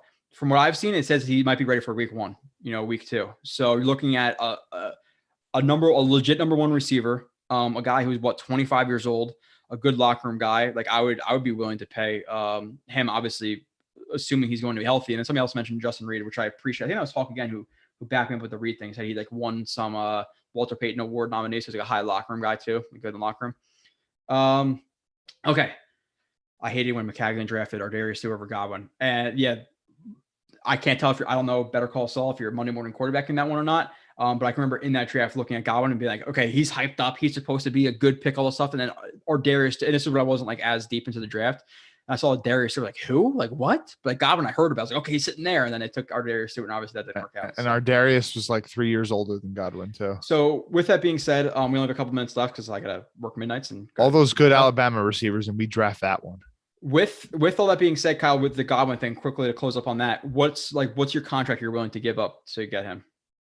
That's a good question. Because of the ACL thing, like non-ACL thing, you're looking at 20, 21, $22 million most likely for Godwin. But with ACL, the thing is, he's not just going to sign. He's not going to give you a huge discounted price because then he'll say, no, fuck you. I'm going to sign a 1-year deal, prove myself, get a massive deal. So to me, you're looking at $18, $19 million. Like he might give you a little bit of a discount, but like how high are you willing to go? Yeah, and this is a good question. This kind of goes back to the question I posed 2 weeks ago. It's like, how do you really know someone's medicals in free agency? I think it's a lot harder to know it in free agency as opposed to the draft, because free agency happens so quick and stuff, and you can't talk to a dude from another team until a certain period of time. So that's a big question mark. And I'm not super good with contracts and numbers and what everyone's getting. I don't look at that stuff as often as I probably should, but I think I'd be willing to offer him around 15. But yeah, you're not getting enough for that. I doubt that. I'm not comfortable offering him much more with an ACL. I'm not. Kyle's team. He's like the ultimate fleecer. He's gonna get Allen Robinson for $8 million, Godwin for 15. I didn't want Allen Robinson. You just asked me for a number, even though I said I didn't want him. No, Jared quickly says first time viewer, newest subscriber. Appreciate that. You think he's gonna get 18, 19? 17, 18 at the minimum, I would think. Manny says, are any other pass rusher you would take later in the first round? I got to look into it, but Jermaine Johnson, Carl Loftus, got to look into him. Can Ojabo add some weight? I'm not sure. I got to see his body, his frame and all that stuff. Jared's the first time viewer, newest subscriber. Appreciate that, Jared. Go back and watch some other stuff. What do we do about running back? Michael Carter. I definitely draft one. Definitely draft one. Draft the guy. Not early, draft the guy round 3, 4, 5, depending on who falls. Bring back Tevin Coleman, and then you have that drafted guy splitting carries 1A, 1B with Carter. Coleman as a 3, and then you can convince me of anybody for the 4. Maybe they bring in Raheem Mostert because Tevin, all this Coleman slander, and now he wants him back. No, he was solid. He was solid, and I admitted that. I admitted that, and but he's a lot better than Ty Johnson and P. Ryan, so I'll bring him back as a 3. And we talk about contracts and all that stuff. I always remember when you did the AFC East Coast podcast, and I called in. And you guys were saying that I was like way off on the Will Fuller contract, and he signed like to the dot exactly what I said. And you're like, all right. I forget exactly what that was. I said like he's getting like $9 million. Like, no way he's getting $9 million. He signed for $9 million. I was like, fuck you guys. Will you talking about Will Fuller or Kenny Stills? I don't remember. Was it Kenny Stills? Okay, so maybe it's Kenny Stills. Yeah, because it was the Dolphins back in like 2015, right? No, I was close with you. My brother thought that he should get like a lot less or whatever. Piece of shit. Ian Roddy, from Jets X Factor, I believe. Trading for DJ Moore, Jerry Jeudy could be a good option, sure, for the Jets, but I don't think those teams are going to do it. You have to have two to tango, and I don't think they're going to tango. I like Jerome Ford, Dalvin Cook's little bro. Yeah, Ford from Cincinnati, Dalvin Cook's little brother from Georgia. Am I wrong? We'll look into them. Zamir White, round 3. Wait, are you saying Dalvin went to Georgia? Because he went to Dalvin State. Cook's little brother. It's with James Cook. I don't know. James Cook. Last topic, Kyle. We'll get to this really quickly because we literally have a very few minutes. Because we talked about the draft and trading up to 3. We asked all the options that we're talking about. If this guy's gone, if that guy's gone, whatever. So you're sitting there, and Neal goes or Icky goes or Hamilton goes, whatever. One of those guys go in the top 3, and then you have either this Hutchinson or Thibodeau sitting at 3. If you're Joe Douglas, would you be willing to move maybe a second round pick or so to grab a Hutchinson or Thibodeau at 3, or are you kind of just going to sit back there? Because I've seen that discussed a little bit. Georgia, yeah, okay. OJ Howard and Njoku. I like Njoku. I like the guy from Cincinnati. Max Williams is a guy that Nani just did an article on who's a little bit underrated. So yeah, those guys, Joe Nelson, I'm with. But Kyle, go ahead and then. I mean, if you're talking, so obviously edge is one of the very most valuable positions in all of football. And if you're telling me that all I have to give up is like a second or a third, and I can definitely secure a guy who I am in love with, I would do it. Yes. Okay. Yeah, I'm on a similar train to you. Because you're thinking about like the Saints, they moved up to draft Davenport. Forget Davenport. All right. And people they gave up like an extra first, and then something else, right? And he ended up turning into a good player, but his first couple of years was a little rocky, So I would definitely do it. The value is there for sure. And also it kind of matters too. Well, who's the guy I got next on my board? Do I absolutely love one of these tackles and I still think I can get him and not have to give up anything? And like my draft grade is like very similar. So we'll see, but I'm not opposed for chucking a second or a third just to make sure I get my edge rusher. Somebody says Dave Karloffis is better than most think. We'll see. Salah would love Lloyd at linebacker, Jojo Dorman at song safety, Tyler Allgeier at running back. Go after Alvin Kamara. I'm fine with any one of those names. I'm not going after Alvin Kamara. We're not at that position right now where running back's going to set us over. If we're looking at the Jets in 2022, or if let's say this last year they were 10-7 or whatever and can make a run for a Super Bowl, then yeah, sure. But when is the last time a team ever traded for a running back and prospered? Never. Yeah, I don't know. How did the Clinton Portis versus Champ Bailey trade work out? Not well. Not for the Redskins. Kyle, any last words? Again, I'm sorry I have to cut it off at strictly like pretty much 8:00. Appreciate everybody in here. A lot of positive stuff. Honestly, from the chat, I love our chat. I definitely do. Two things quickly. One, Wednesday, I'm not guaranteeing it, but around 8, 9, 10 o'clock, I might try to do StreamYard. So if you guys can be here, even just the bullshit, if I have to talk to you guys for 2 hours, just me and you and just going through the chat, I'd 100% do that. But if you guys want to call in and talk or whatever, like I want to try that. We'll see how it works out because we'll see. So note that or think about that. Two, definitely appreciate you guys. I thought I got more of a negative reaction kind of going against Hamilton and Thibodeau in the chat, but people were pretty cordial. So I appreciate that. And 180 people strong here for the most of the time. Chat was fantastic tonight. So I appreciate you guys. I will talk to you guys again soon. Curtis Martin was pretty good. Yeah, he's right. But there's also kind of a different era though. you got but then again, different era. Champ Bailey and Clinton Portis was also a different era. So the Jets are not in the position right now where they should trade for Alvin Kamara, how many miles does he have or how many miles does he have left? Good amount. Yeah. Well, he's got a good amount of tread on the tires taken off the tires. Tread off the tires. So he has another 2-3 years, maybe 2 years of being elite. Past that, I'm not going to guarantee it. Running backs dip real quick. So I'm not like even if you were the Tampa Bay Bucks and you're going, oh, Brady's in one of his final years, and we re-signed all our 22 starters. Let's make a trade for Alvin Kamara. Like even if you were the Bucks, does that make sense? Like the Bucks this year to make that trade? I mean, I don't think so. Bus, I just noticed I was an hour behind. Yeah, you're definitely far behind, Bus. I appreciate it. Watch the other hour. Like I said, appreciate you guys. The chat killed it tonight. I hope to see you guys maybe on Wednesday again. Call in, get a haircut. We can go face to face. We could talk about stupid topics. We talk about whatever. I think it'll be fun. Saquon will take us over the hump. Yeah, I'm sure. Kyle, any last words? No, subscribe to the site and then catch the reviews when they come out. He's putting them out. All right. Okay. Peace. See you guys later. And now the awkward ending.